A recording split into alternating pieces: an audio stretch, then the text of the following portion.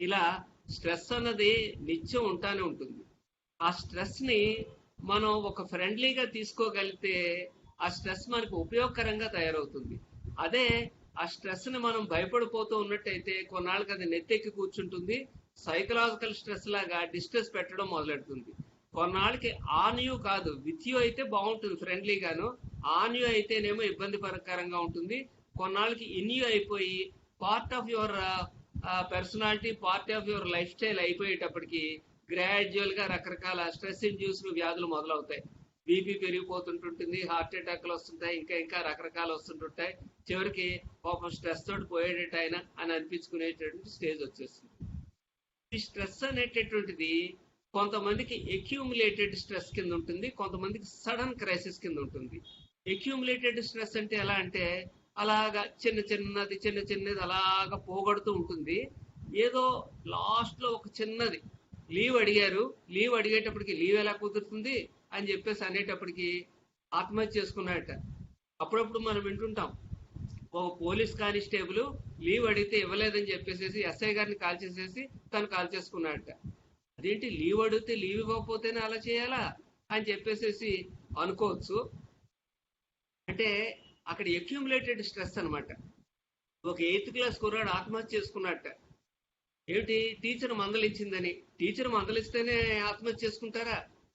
అంటే అన్నాళ్ళు అక్యూములేట్ అయిన స్ట్రెస్ ఆ లాస్ట్ తిట్టుకి జరిగిపోయింది. అలాగే మనం కోర్టులో ఎన్నో కేసులు చూస్తుంటుంటారు.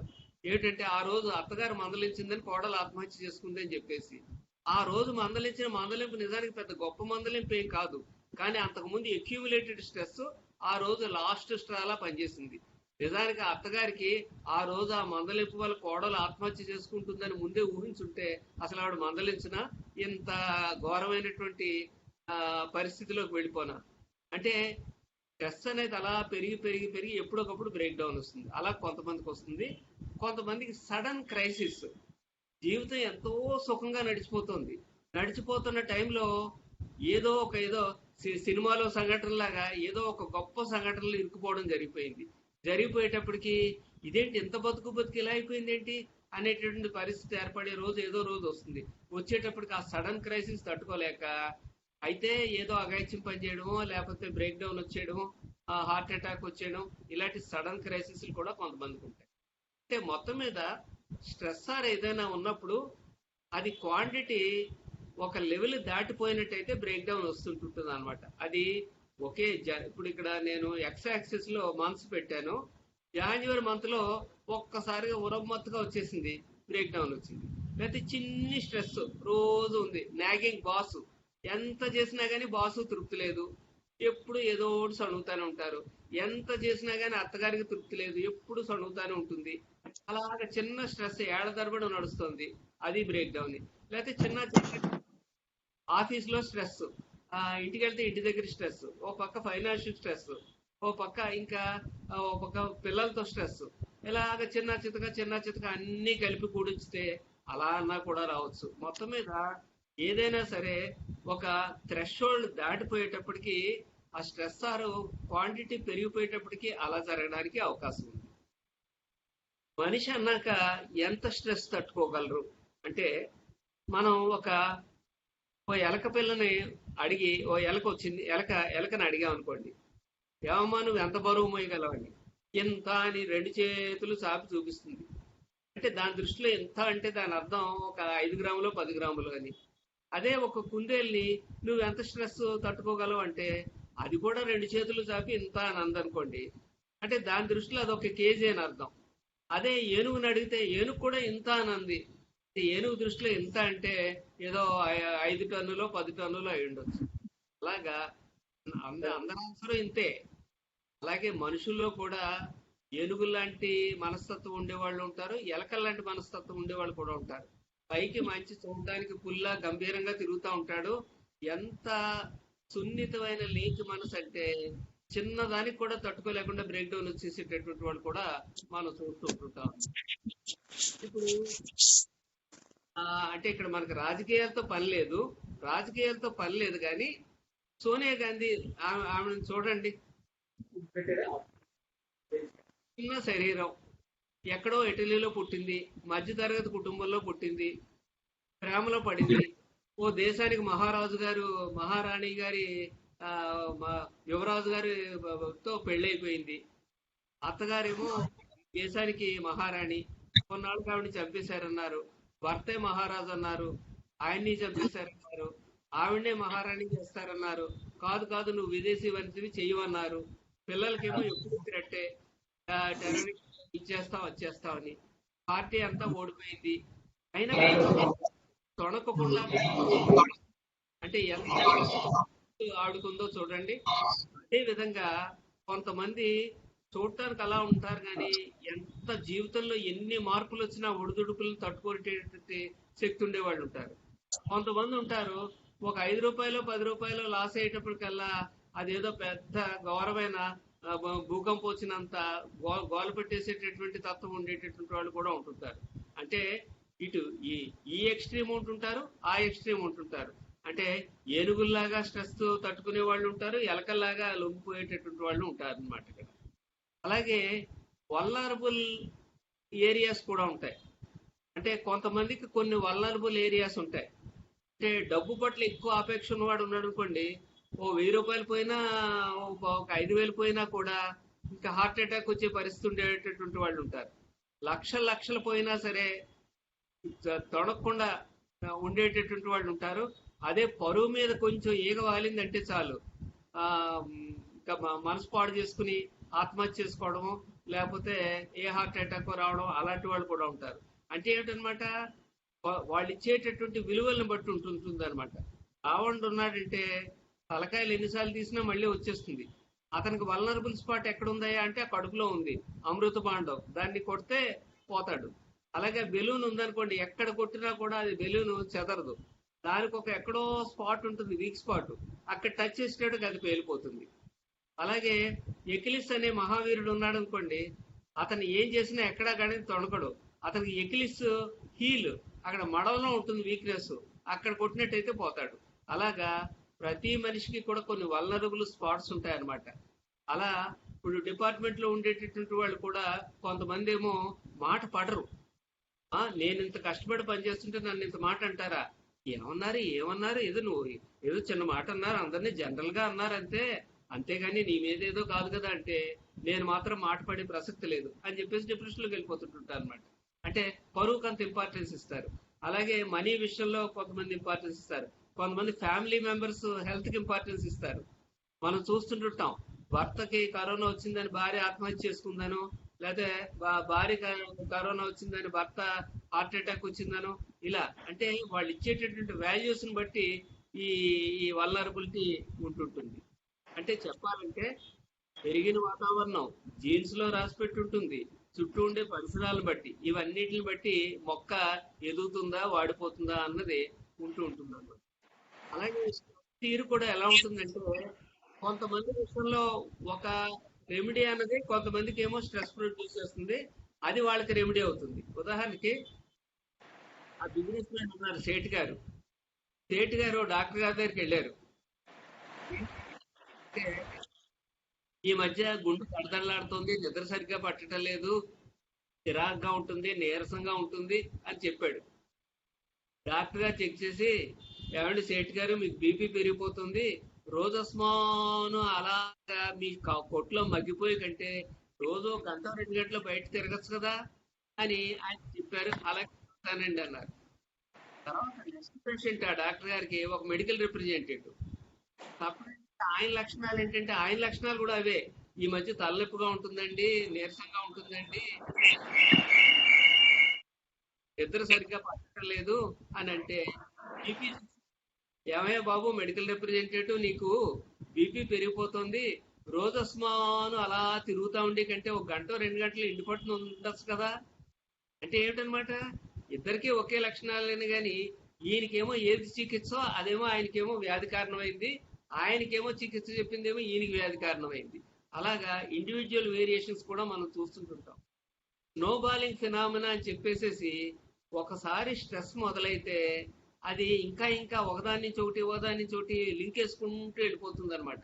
స్నోబాలింగ్ అంటే పైన ఏదో చిన్న మంచుగడ్డ లాంటిది బయలుదేరుతుంది, దొల్లుకుంటా వచ్చి కొద్ది అది ఎలా పెద్దది అయిపోయి పెద్ద అవలంచిలాగా ఊళ్ళు ఊళ్ళు బద్దలు కొట్టే స్టేజ్ వచ్చేస్తుంది అనమాట. అలాగే చిన్నదేదో ఈయనకి ఏదో కొద్దిగా మందు పుచ్చుకునే అలవాటు ఉందనుకుందాం, డ్రింక్. డ్రింక్ పుచ్చుకుంటూ ఇంటికి వెళ్ళేటప్పటికేమో వాళ్ళ ఆవిడ రోజు నసపెట్టి గొడవ పెడుతుంది. కొన్నాళ్ళకి ఏం జరుగుతుందంటే, ఏమయ్యా నువ్వు ఎందుకు తాగుతున్నావు అంటే, మా ఆవిడ భరించలేక తాగుతున్నానండి. ఆవిడ దగ్గరికి వెళ్ళి, ఏమ్మా నువ్వు నష్టపెడుతున్నావు అంటే, ఎందుకు నష్టపెడుతున్నావు అంటే, రోజు తాగి వస్తున్నాయండి అందుకని. అంటే ఒకదాని నుంచి ఒకటి అలా పెంచేసుకుంటారు అనమాట. అలాగే ఆ, నువ్వు ఎందుకు తాగుతున్నావా అని ఒక ఆయన అడిగితే, ఆర్థిక ఇబ్బందులు సార్. ఆర్థిక ఇబ్బందులు వస్తే తాగితే ఆర్థిక ఇబ్బందులు పోతాయా? ఇంకా ఆర్థిక ఇబ్బందులు పెరుగుతాయి, కానీ ఆర్థిక ఇబ్బందులు పెరిగి కొద్దీ ఇంకా తాగుబోతు అయిపోతాడు అనమాట. అలాగే ఇంకొక ఆయన అడిగామనుకోండి, ఎందుకు తాగుతున్నావయ్యా అంటే, ఆ హెల్త్ బాగోట్లేదండి, ఎక్కడికి వెళ్ళినా కానీ తగ్గలేదండి, కాస్త ఇది పుచ్చుకుంటే కాస్త ఉపశమనంగా ఉందండి అని. అంటే ఇది పుచ్చుకునే కొద్ది ఉపశమనం అని అనుకుంటున్నాడు, కానీ లివర్ ఇంకా పాడైపోయి ఇంకా ఇది అయిపోతాడు. ఇలా ఒకదానికి చోటి ఒకదాని. ఇప్పుడు మీరు ఆఫీసులో ఉండగా ఏదో అన్ని కూడా రెడీ చేయాలి, మేడం గారు ఏదో అడిగారు, మీరేంటంటే అలా అంటారు కానీ వెరిఫై చేస్తారేంటి అని చెప్పేసేసి ఏదో ఒక అబద్ధం చెప్పేశారు. చేసేసానండి, అయిపోయిందండి అంతా కూడానండి, ఏదో ఇంటి దగ్గర కొంచెం చిన్న దాని కరెక్షన్స్ పట్టుకెళ్ళానండి. అలా ఇంక మళ్ళీ మర్చిపోతారు అనుకున్నారు, కానీ ఆవిడ మర్చిపోలేదు. మర్నాడు మళ్ళీ అడిగారు. మీరేమో ఇంటి దగ్గర చూస్తే దురదృష్టవశాత్తు అక్కడేమో ఏదో వర్షం జల్లు పడేటప్పుడు ఆ ఫైల్ శుభ్రంగా తడిచిపోయి కాగితాలు పోయింది. ఇప్పుడు ఒక అబద్ధం ఆడినందుకు కానీ అబద్ధం కవర్ చేసుకోవడానికి రెండో అబద్ధం ఇంకోటి ఏదో ఆడాలి, ఆ రెండో అబద్ధాన్ని కవర్ చేసుకోవడానికి మూడో అబద్ధం ఆడాలి. అంటే ఏంటనమాట, ఒకదాని నుంచి ఒకదాని నుంచి అలా అల్లేసుకుంటుంటాయి అనమాట స్ట్రెస్. మరి స్ట్రెస్ ని కొలవడానికంటూ ఏదన్నా మార్గం ఉందా అంటే, మనకి హైట్ కొలడానికి మార్గం ఉంది, వెయిట్ కొలడానికి మార్గం ఉంది, అలాగే టెంపరేచర్ కొలడానికి ఇలా ఉన్నట్టే స్ట్రెస్ కొలవడానికి కూడా ఒక స్కేల్ ఉంది. దాన్ని సోషల్ రీఅడ్జస్ట్మెంట్ రేటింగ్ స్కేల్ అని అంటారు. అంటే ఏమిటంటే, మనం ఎంత స్ట్రెస్ గురి చేసేటటువంటి ఈవెంట్ ఫేస్ చేస్తున్నాం ఏడాదిలో అనేటటువంటి దాన్ని బట్టి మనం ఎంత లొంగిపోతాం దానికి అనేది ఉంటుందన్నమాట. అంటే ఇది ఈ స్టడీ ఎలాగా చేసుకున్నారంటే, మొత్తం వేల మంది, ఇండియాలో కొన్ని వేల మంది, చైనాలో వేల మంది, అమెరికాలో వేల మంది సర్వే చేశారు. ఏమనంటే, 0 అంటే నో స్ట్రెస్ అయ్యా, 100 అంటే ద మోస్ట్ స్ట్రెస్ఫుల్ ఈవెంట్ అయ్యా, మీ జీవితంలో మోస్ట్ స్ట్రెస్ఫుల్ ఈవెంట్ ఏది అని చెప్పేసి అంటే, ఆల్మోస్ట్ నెంబర్ 1 ఏది వచ్చిందంటే, ఆశ్చర్యం ఏంటంటే అమెరికాలోనూ అదే నెంబర్ 1, మనకే అదే నెంబర్ 1, జపాన్లోనూ అదే నెంబర్ 1. అదేమిటంటే డెత్ ఆఫ్ స్పౌస్. భర్తకి భార్య చనిపోవడం లేకపోతే భార్యకి భర్త చనిపోవడం అన్నది most stressful event in the world అట. అంటే మిగిలిన ఏ ఇన్సిడెంట్ కంటే కూడా ఇది నెంబర్ 1 అనమాట. అంటే అప్పుడు ఏం చేశారంటే 100 మార్కులు వేసేసారు దీనికి, ఏది డెత్ ఆఫ్ స్పౌస్ కి. వేసేసాక దీనికేమో 0 పెట్టాక ఒక్కో ఇన్సిడెంట్ కి రేటింగ్ చేయమన్నారు. సరే, డెత్ ఆఫ్ స్పౌస్ కి ఏమో 100 అయితే, నిన్ను జైల్లో పెట్టారనుకో ఎంత ఫీల్ అవుతావు? 70 ఫీల్ అవుతాను. మీ కొడుకు 10th క్లాస్ ఫెయిల్ అయ్యాడనుకో ఎంత ఫీల్ అవుతావు? 55 ఫీల్ అవుతాను. మీ ఇంట్లో మీ నాన్నగారికో మీ అమ్మగారికో కరోనా వచ్చిందనుకో ఎంత ఫీల్ అవుతావు? 75 ఫీల్ అవుతాను. ఇలాగా అందరూ కూడా రేటింగ్ మార్కులు వేస్తున్నారు అనమాట. ఈ విధంగా వేసుకుంటూ వస్తే యావరేజ్లు కట్టేశారనమాట. కట్టేసేటప్పటికి ఒక స్కేల్ తయారైపోయింది. అందులో చూడండి, పైన ఏమో డెత్ ఆఫ్ స్పౌస్ ఉంటుంది, నెక్స్ట్ ప్లేస్ డైవర్స్ కి వచ్చింది. డైవర్స్ కి 70 వచ్చింది అనమాట. మ్యారిటల్ సెపరేషన్ కి అయితే 65 వచ్చింది అనమాట. అంటే ఇలా వరుస పెట్టి ఉన్నాయి. మధ్యస్థంగా వచ్చింది ఏంటో తెలుసా? మ్యారేజ్ 50. మ్యారేజ్ కూడా స్ట్రెస్సే, ఎందుకంటే అది హ్యాపీ అవ్వచ్చు, అన్హ్యాపీ అవ్వచ్చు, మొత్తం మీద it requires lot of change కదా, అది 50 అనమాట. సరే, స్కేల్ తయారు చేశారు, బాగానే ఉంది. ఈ స్కేల్ ఉపయోగం ఏంటి మనకి అంటే, ఈ స్కేల్ మన దగ్గర పెట్టుకుంటే ఒక ఏడాదిలో 300 పాయింట్ల కంటే ఎక్కువ పాయింట్లు కానీ వచ్చేసినట్టయితే ఏదో మూడడానికి అవకాశం ఉంది అని అర్థం అనమాట. అంటే ఉదాహరణకి ఆ ఏడాదే కూతురు పెళ్లి చేశాడు, ఆ ఏడాదే కొడుకు అమెరికా వెళ్ళాడు, ఆ ఏడాదే తనకి ఏదో పోస్ట్ ఇచ్చారు, ప్రమోషన్ వచ్చింది, ఆ ఏడాది ఇల్లు కట్టాడు, ఆ ఏడాదే తండ్రి చనిపోయాడు. అంటే వరుసపెట్టి పాయింట్లు వేసుకుంటా పోతుంటే 450 వచ్చేసింది. అంటే దాని అర్థం ఏంటనమాట, ఇతనికి ఏదో ఒకటి మూడడానికి అవకాశం ఉందని అర్థం. సరే, అయితే మరి సరే అర్థమవుతుంది, కానీ మరి మనం ఏం చేయగలుగుతాం? అది మరి రాసి పెట్టున్నా ఎలా జరిగిపోతుంటుంటే అని మీరు అనొచ్చు. ట్యాక్స్ ప్లానింగ్ ఎలా చేసుకుంటామో స్ట్రెస్ ప్లానింగ్ కూడా అలా చేసుకోవచ్చు. మన చేతిలో ఉంటాయంటే అన్ని ఉంటాయి కొన్ని. ఉదాహరణకి తండ్రి చనిపోవడం అంటే మన చేతిలో లేదు, అది రాదాల్సి వచ్చింది. కానీ మిమ్మల్ని మీ judicial department employees association district president చేస్తానని అన్నారనుకోండి, ఆల్రెడీ అన్ని ఇప్పటికే 300 దాటిపోతున్నాయి, ఇది కూడా అయిందంటే ఇంక 400 వచ్చేస్తుంది అని చెప్పేసి, బాబు మన అసోసియేషన్ ఎక్కడికి పోదు, ప్రెసిడెంట్షిప్ ఎక్కడికి పోదు, ఈ ఏడాది నన్ను వద్దు, మన అప్పారావు గారిని చేద్దాం, లేకపోతే మన సుబ్బారావు గారిని చేద్దాం, రెండేళ్ళు పోయాక నన్ను చేతురుగా లేండి అని చెప్పేసి దానికి తప్పుకుంటారు అనమాట. అలాగే ఒక ఆయన ఎవరో వచ్చి, ఏమండి మీ డిపార్ట్మెంట్ లో అందరికీ కూడా లోన్స్ ఇస్తున్నామండి, ఇంట్రెస్ట్ ఓన్లీ 4% అంతే, హౌసింగ్ లోను, ఇల్లు కట్టుకోండి అంటే అందరూ కట్టేసుకుంటున్నారండి అని. వద్దు బాబు, ఇప్పటికే నాకు స్ట్రెస్ పెరిగిపోయింది, నాకు శుభ్రంగా ఇప్పుడు ఉన్నటువంటి అపార్ట్మెంట్ అద్దెల్లో సుఖంగా ఉన్నాను నేను, మళ్ళీ ఇప్పుడు కొత్తగా ఇల్లు కట్టాల్సిన అవసరం లేదు అని చెప్పేసి దాన్ని పోస్ట్ పోన్ చేసేస్తారు. ఈ విధంగా మన చేతిలో ఉన్నాయి మనం ప్లాన్ చేసుకుని పోస్ట్ పోన్ చేసుకోవడానికి ఈ స్కేల్ ఉపయోగపడుతుంది అనమాట. ఇది మీరు నెట్ లో సోషల్ రీఅడ్జస్ట్మెంట్ రేటింగ్ స్కేల్ అని చెప్పేసి అని ఇండియన్ వెర్షన్ అని అనుకుంటే మీకు ఇండియన్ వెర్షన్ వచ్చేస్తుంది అనమాట. సరే, ఈ స్ట్రెస్ ముఖ్యంగా ఇందాక నుంచి కొంచెం ఉపోద్ఘాతం చెప్పుకుంటూ వెళ్ళాం. డిస్ట్రెస్ కారణాలు ఏంటి?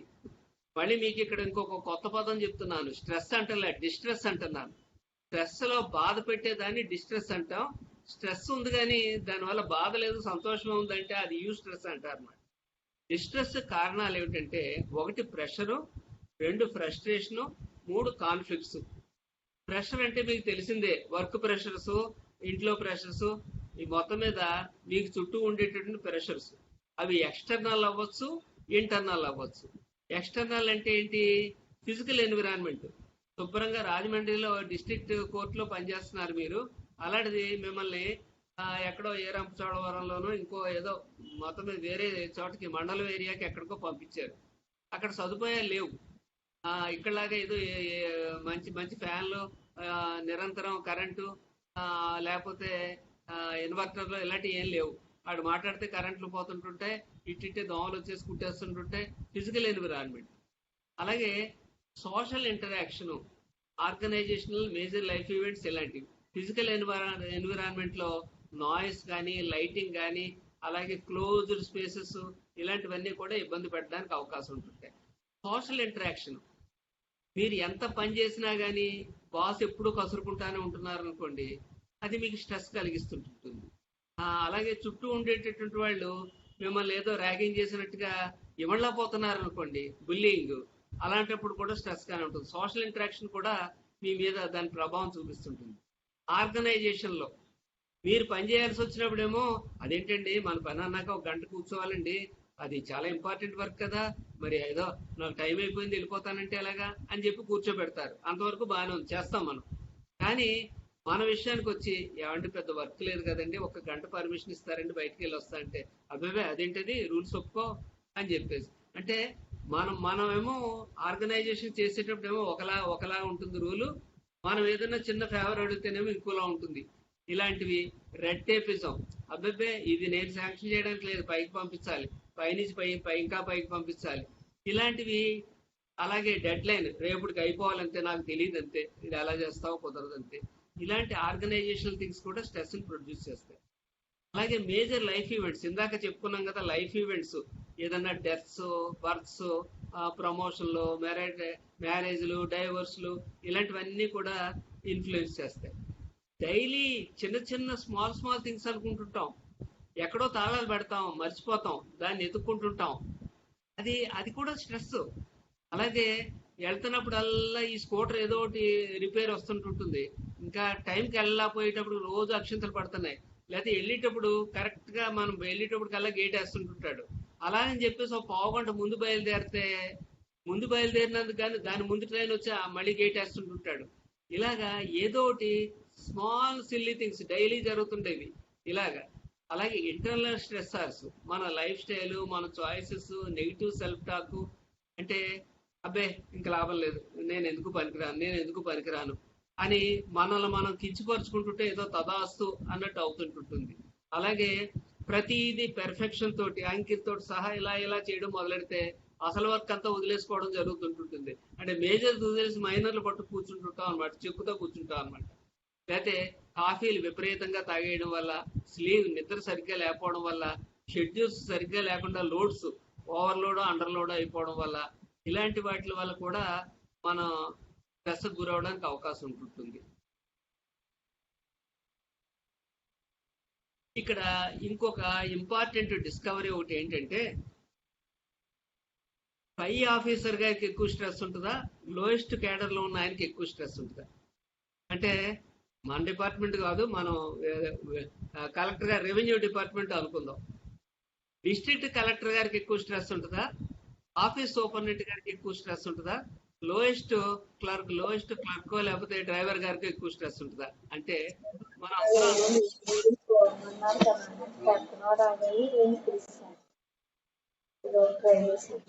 నాయిస్ వినబడుతోందండి.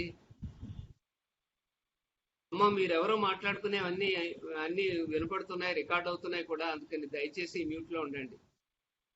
సరే, ఇప్పుడు మనం అనుకుంటున్నాం పై ఆఫీసర్ గారికి ఎక్కువ స్ట్రెస్ ఉంటుందా, లోయెస్ట్ క్యాడర్ లో ఉండేటటువంటి ఆయనకి ఎక్కువ స్ట్రెస్ ఉంటుందా? అంటే జనరల్ గా మనం అనుకునేది ఏంటంటే, న్యాచురల్ గా డిస్ట్రిక్ట్ కలెక్టర్ గారికి ఎక్కువ స్ట్రెస్ ఉంటుంది ఆఫీస్ సూపరింటెండెంట్ కంటే, డ్రైవర్ కంటేని.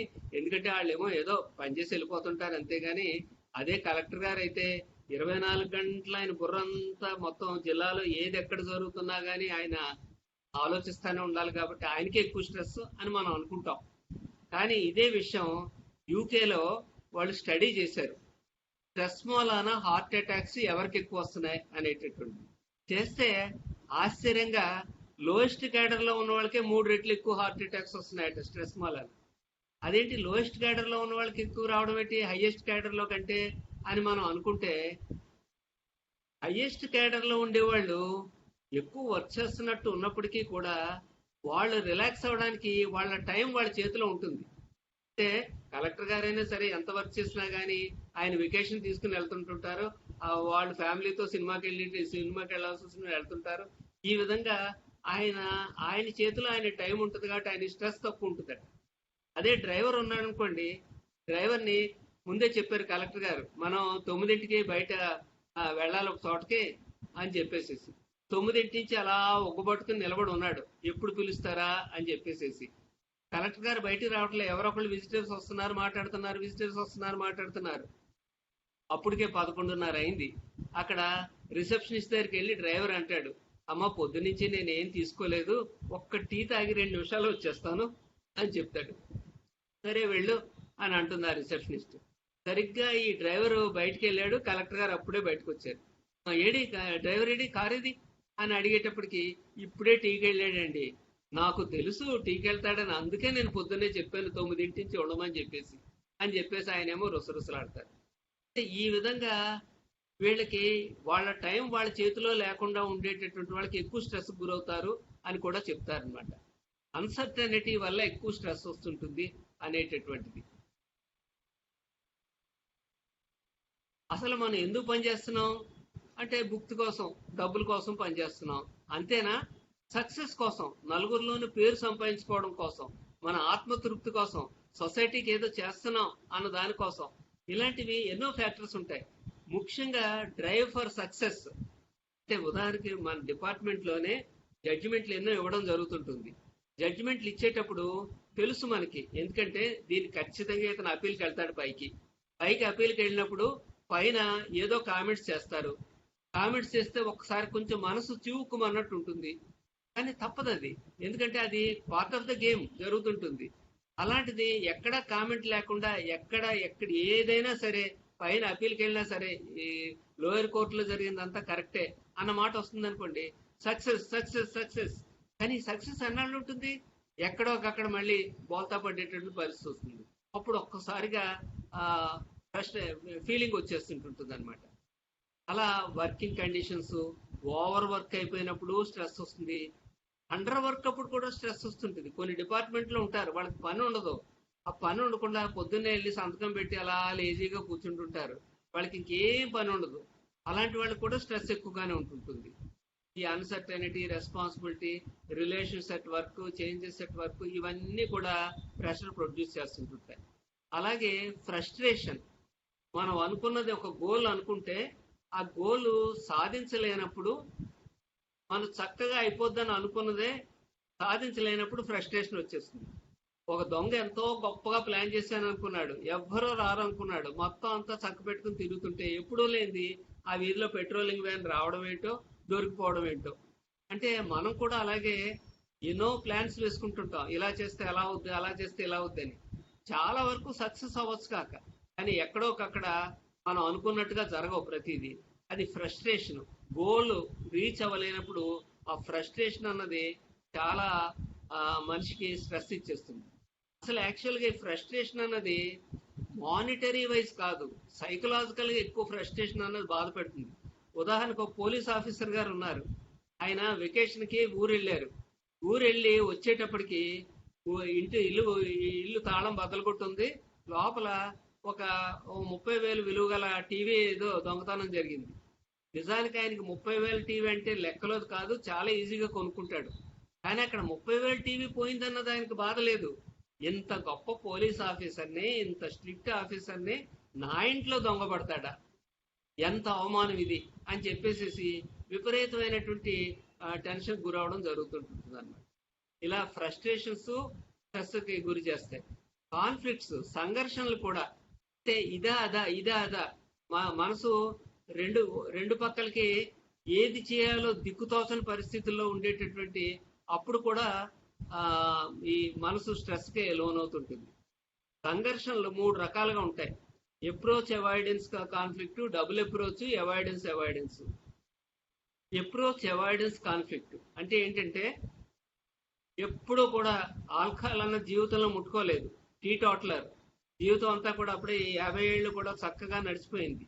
అలాంటిది ఓల్డ్ స్టూడెంట్స్ అసోసియేషన్ ఏదో మీటింగ్ పెట్టారు, అందరూ ఫ్రెండ్స్ అంతా కూర్చున్నారు. అక్కడ ఏదో కొంచెం మందు తీసుకొచ్చి పార్టీ అని పెట్టారు. మనమేమో పుచ్చుకోం కాబట్టి మనమేమో ఏదో థమ్స్అప్, కోకో కోలా తీసుకుని తాగుతున్నాం. అందరూ ఏళకోళం చేస్తున్నారు, ఏట్రా ఈ ఒక్కసారే ఆ బీర్లో ఏముంటుందిగా తీసుకో అని చెప్పేసి. మనసు పోనీ ఒకసారి అదేదో టచ్ చేద్దాం, చిచి జీవితంలో ఒకసారి ముట్టుకుంది కూడా ఇప్పుడు ముట్టుకోవడం ఏంటి అంటే అప్రోచ్ అవాయిడెన్స్ కాన్ఫ్లిక్ట్ అన్నమాట. పెళ్లి కావాల్సిన కుర్రాడు, మంచి జాబ్ వచ్చింది, ఓ పక్క నుంచేమో బాగా చదువుకున్న అమ్మాయి, మంచి తెలివితేటలు ఉన్న అమ్మాయి, అందగత్తే. రెండో పక్క నుంచేమో గోల్డ్, లక్షలు కోట్లు ఉన్నటువంటి ఐశ్వర్యవంతురాలు. కాకపోతే ఆ అమ్మాయికి ఏమో మిగిలి వేరే వేరే లేవు. వీటేమో ఐశ్వర్యం కావాలి నాకు, వీటేమో అందమును చదువు కావాలి. అంటే రెండు కావాలంటే ఎలాగా బైగామికిని మూసేస్తారు. ఇదేదో టీవీ సీరియల్ కాదు. అంటే ఇక్కడ ఇతను ఏంటి, డబుల్ అప్రోచ్, ఇది అది అనేటువంటి కాన్ఫ్లిక్ట్ లోన్ అవుతున్నాడు, అంటే స్ట్రెస్ గురవుతున్నాడు అనమాట. Heart between the devil and deep sea, అది వద్దు బాబోయ్ ఇది వద్దు బాబోయ్ అనేటటువంటి సంఘర్షణలు. ఒక మున్సిపల్ ఆఫీసులో ఒక ఒక ఆఫీసర్ గారు ఉన్నారు. ఆయనేమో ఈ టెండర్లు ఇవన్నీ ఓపెన్ చేసి చూస్తున్నాడు. చూస్తుంటే వరస్ట్ గా ఉన్న టెండర్స్ అన్ని పక్క పెడుతున్నాడు ఆయన. ఆ తర్వాత ఎవరో వచ్చి అడిగితే అవి ఏం లాభం లేదు అని అంటున్నారు. అనేటోడికి ఈ లోపల మినిస్టర్ గారి దగ్గర నుంచి ఫోన్ వచ్చింది. ఏంటో మా బామ్మర్ది ఏదో పక్కన పెట్టావట, నీకు ఇక్కడ ఉద్యోగం చేసుకోవాలి లేదా, నా సంగతి నీకు తెలియదు అనుకుంటాను. ఇప్పుడు ఏమవుతుంది మనసు, అమ్మ బాబోయ్ ఆయనతో పెట్టుకుంటే ఇంకేమన్నా ఉందా, దాన్ని పాస్ చేసేయడమే మంచిది. అంత దరిద్రంగా ఉన్న టెండర్ పాస్ చేయడమా, చిచి నేను చేయలేను. ఒకవేళ చేస్తానంటే ఎప్పుడోకప్పుడు ఆఫీసర్స్ ఇన్స్పెక్షన్ లోనో ఆడిట్ లోనో బయటపడుతుంది ఇది. ఇంకా బాబోయ్ ఈ ఉద్యోగంలో ఎందుకు చేరానా నేను అని చెప్పేసేసి ఈ ఉద్యోగం వదులుకుని పోతే బాగుండు అనేటటువంటి ఇలాంటి సంఘర్షణలు. ఇవి అంటే అవాయిడెన్స్ సంఘర్షణలు అనమాట. Heart between the devil and deep sea లాంటి. సరే, స్ట్రెస్ గురించి మనం చాలా చెప్పుకున్నాం, ఏ విధంగా ఎన్ని విధాలుగా మనల్ని ముంచేస్తుంది అనేటటువంటిది. స్ట్రెస్ వల్ల ఎఫెక్ట్స్ ఏముంటాయి అంటే, మీరు ఎప్పుడైనా కోపం వచ్చింది అనుకోండి, అంటే ఒక అమ్మాయి కాలేజీకి వెళ్తుంటే కుర్రాళ్ళు ఏదో పిచ్చి పిచ్చి వాగుడు వాగుతున్నాడు. అప్పుడు ఏమవుతుంది, ఆ అమ్మాయి ముఖం ఎర్రబడిపోతుంది, గుండె వేగంగా కుట్టుకుంటుంది, చెమటలు పట్టేస్తాయి, చేతులు వణికిపోతుంటుంటాయి. అంటే ఏంటనమాట, ఆవిడికి ఎడ్రినలిన్ విపరీతంగా ఊరిపోతుంది అనమాట ఆ కోపంతో. అలాగే ఒక కుర్రాడు అలా వెళ్తుంటుంటే ఒక పాము ఒకటి చెట్టు పెంచి అతను ఎదురుగుండా పడింది. ఒక్కసారిగా అతను వణికిపోయాడు, చెమటలు పట్టేస్తున్నాయి, గుండె వేగంగా కొట్టేసుకుంటుంది. అంటే ఏంటనమాట, భయంతో అక్కడ ఎడ్రినలిన్ విపరీతంగా ఊరిపోతుంది. జిమ్ లోను ఒక ఆయన ఎక్సర్సైజ్ చేస్తుంటే చెమటలు పట్టేస్తున్నాయి, గుండె వేగంగా కొట్టేసుకుంటుంది, బీపీ పెరిగిపోతుంది. ఏం జరుగుతుంది అక్కడ, ఎడ్రినలిన్ ఎక్కువగా ఊరిపోతుంది అనమాట. అంటే కోపానికి అదే ఎడ్రినలిన్, భయానికి అదే ఎడ్రినలిన్, ఎక్సర్సైజ్కి అదే ఎడ్రినలిన్, అన్నిటికీ అదే ఎడ్రినలిన్. ఇప్పుడు ఏమవుతుందంటే ఈ ఎడ్రినలిన్ అనేటటువంటిది మనకి సిచ్యువేషన్ వచ్చినప్పుడు అలా ఊరడం మొదలెట్టేటప్పటికి కొన్నాళ్ళకి సిచ్యువేషన్ లేకుండా కూడా ఊరేయడం మొదలెట్టేస్తుంటుంది. అంటే బెల్ల కొట్టినప్పుడే మనకి ఆ, మోగాలి. అలాంటిది వైరింగ్ లో కొంచెం ఇంకా డిఫెక్ట్ వచ్చేటప్పటికి బెల్ల ఎవరో కొట్టకపోయినా సరే మోగేయడం మొదలెడుతుంది అనమాట. అంటే కొన్నాళ్ళకి ఏమవుతుందంటే ఈ స్ట్రెస్ రెస్పాన్స్ ఓవర్ గా రెస్పాన్స్ వచ్చేసేసి చివరికి దానికి లొంగిపోవడం జరిగిపోద్ది అనమాట. లొంగిపోయినప్పుడు ఏం జరుగుద్ది అంటే ఎవరికైతే ఎక్కువ స్ట్రెస్ ఉంటుందో వాళ్ళు ఇన్ఫెక్షన్స్ కి ఎక్కువ ప్రోన్ అవుతారు. మీరు వినే ఉంటారు, కరోనా తోటి ఎవరికి డెత్స్ ఎక్కువ వస్తున్నాయంటే ఎవరైతే ఎక్కువ మానసికంగా ఆందోళన చెందుతున్నారో వాళ్ళే చచ్చిపోతున్నారు, మానసికంగా బలంగా ఉన్న వాళ్ళు బాగానే ఉన్నారు. ఎయిడ్స్ భూమి మీదకి వచ్చింది మన దేశంలో. ఎయిడ్స్ వచ్చి 25 ఏళ్ళైనా ఎప్పటికీ బతికున్న వాళ్ళు ఉన్నారు. నేను ఎందుకు చావాలి, నేను బతికే ఉంటానంతే, బతుకుతారు. బాబో ఎయిడ్స్ వైద్యం లేదట, అయిపోయినట్టే తదాస్తు అయిపోతారు. లైఫ్ స్పాన్ స్ట్రెస్ ఉన్న వాళ్ళకి దిగిపోతుంది. మామూలుగా అయితే 65 ఏళ్ళు 70 ఏళ్ళు లైఫ్ స్పాన్ వల్ల ఓ 10 ఏళ్ళు 15 ఏళ్ళు దిగిపోద్ది అనమాట అండి ఈ స్ట్రెస్ ఉంటే. యాక్సిడెంట్ ప్రోనెస్ కూడా పెరిగిపోతుంది, పరధ్యానం పెరుగుతుంది. పెరిగిపోయేటప్పటికి బైక్ మీద వెళ్తా దాని గుద్ది దీని గుద్ది అలా పరధ్యానంలో ఉండి యాక్సిడెంట్స్ చేయడం ఎక్కువైపోతుంది. బ్రెయిన్ లో ఉండేటటువంటి రిసెప్టార్స్ లో చేంజెస్ వచ్చేస్తాయి పెర్మనెంట్ గా. ఆ విధంగా వచ్చేటప్పటికి నెగిటివ్ ఎమోషన్స్ పెరిగిపోతాయి, కోపం పెరిగిపోద్ది, డిప్రెషన్ వచ్చేస్తుంటుంది, నిరాశ దృక్పథం వచ్చేస్తుంది, చిన్నదానికి కూడా టెన్షన్ పెరిగిపోతుంది, ఒక విధమైన లోన్లీనెస్ పెరిగిపోతుంది, ఉడుకుమోతనం, ఇవన్నీ కూడా. ఎన్నాళ్ళు ఇలాగ స్ట్రెస్ తోటి అంటే మనకి ఎగ్జాంపుల్ ఈ కరోనా ఇన్ఫెక్షన్ ఎన్నాళ్ళో మనకు తెలియదు. అది రేపైపోద్ది మాపైపోద్ది అంటే దానికి అంతం ఉందో లేదో తెలియదు. Third wave, fourth wave, fifth wave ఏముందో ఏం తెలియదు. అందుకని మనం కరోనా పాండమిక్ లో ఉండే స్ట్రెస్ ని మనం ఎగ్జాంపుల్ గా తీసుకుందాం. కరోనా సైకలాజికల్ పర్స్పెక్టివ్స్ తీసుకున్నట్టయితే సైకలాజికల్ రియాక్షన్స్ ఎలా ఉంటాయి అంటే సైకలాజికల్ రియాక్షన్స్ రకరకాలుగా ఉంటాయి. అసలు మొట్టమొదట ఇది నిజమేనా, ముందు ఏదైనా ఒక ఈవెంట్ జరుగుతున్నప్పుడు ఇది నిజమేనా, నిజంగానే అది ఉంటుందా కరోనా అన్నది, ఎక్కడో చైనాలో ఉందట, ఎక్కడో అమెరికాలో ఉందట, ఇటలీలో ఉందట, మనకు వస్తుందేటి, ఎక్కడో ఢిల్లీలో మసీదులో ఉందట, మనకు వస్తుందేటి, ఎక్కడో మహారాష్ట్రలోనో కేరళలో ఉందట, మనకు వస్తుందేటి, మనకు వచ్చేసిందట, మన గోదావరి జిల్లాలో కూడా వచ్చేసిందట. అప్పుడు మొదలవుతుంది డినయల్ అన్నది పోతుంది. ఉష్ట్రపక్షిలాగా అబ్బే మనకేముండదండి, మనకేం రాదండి, మాస్కులు తీసేసి తిరిగేచ్చండి, మాస్కులు తీసేసి తిరిగేసేటటువంటి స్టేజ్ నుంచి ఒకసారి ముంచుని వచ్చేసేటప్పటికి అవి వచ్చి పెరుగుతున్నాయట. తూర్పుగోదావరి జిల్లాలో ఇందాక స్క్రోలింగ్ పందలపాకలో స్కూల్ నిండా కరోనా అయిందట. ఓహో అమ్మో వచ్చేస్తుంది అయితేనే టెన్షన్ మొదలవుతుంది, అయితే మనకు కూడా వచ్చేస్తుందేమో, మనం కూడా ఇష్టం వచ్చినట్టు తిరిగేస్తున్నాం, బోళ్ళంత మంది బయట నుంచి వచ్చి మనతో మాట్లాడుతున్నారు, టెన్షన్ మొదలవుతుంది. యాంగ్జైటీ మొదలయ్యేటప్పటికి రకరకాల యాంగ్జైటీలు ఏ విధంగానూ నాకే వచ్చేస్తుందేమో, నాకు వచ్చినట్టయితే చనిపోతానేమో, లేకపోతే మా ఫ్యామిలీ మెంబర్స్కి ఎవరికైనా వస్తుందేమో, ఫ్యామిలీ మెంబర్స్కి వస్తే ఎలా మేనేజ్ చేయాలి, ఏ హాస్పిటల్కి తీసుకెళ్ళాలి, హాస్పిటల్స్ తీసుకెళ్తే లక్షలు అయిపోతాయట, మరి ఎలాగా, ఈ ఈ మాస్కుల్లోనేమో ఈ మాస్క్ మంచిదట, ఇది కాదట, ఏది వాడాలి, ఏం చేయాలి, క్వారంటైన్ ఉండి ఒకవేళ మాలో ఎవరికైనా వచ్చి క్వారంటైన్ లో పడిపోతే మిగిలిన వాళ్ళు బతికేలాగా, ఇన్ని రకాలు మొదలైపోయి ప్రతిదీ ఆందోళనగా తయారవుతుంది.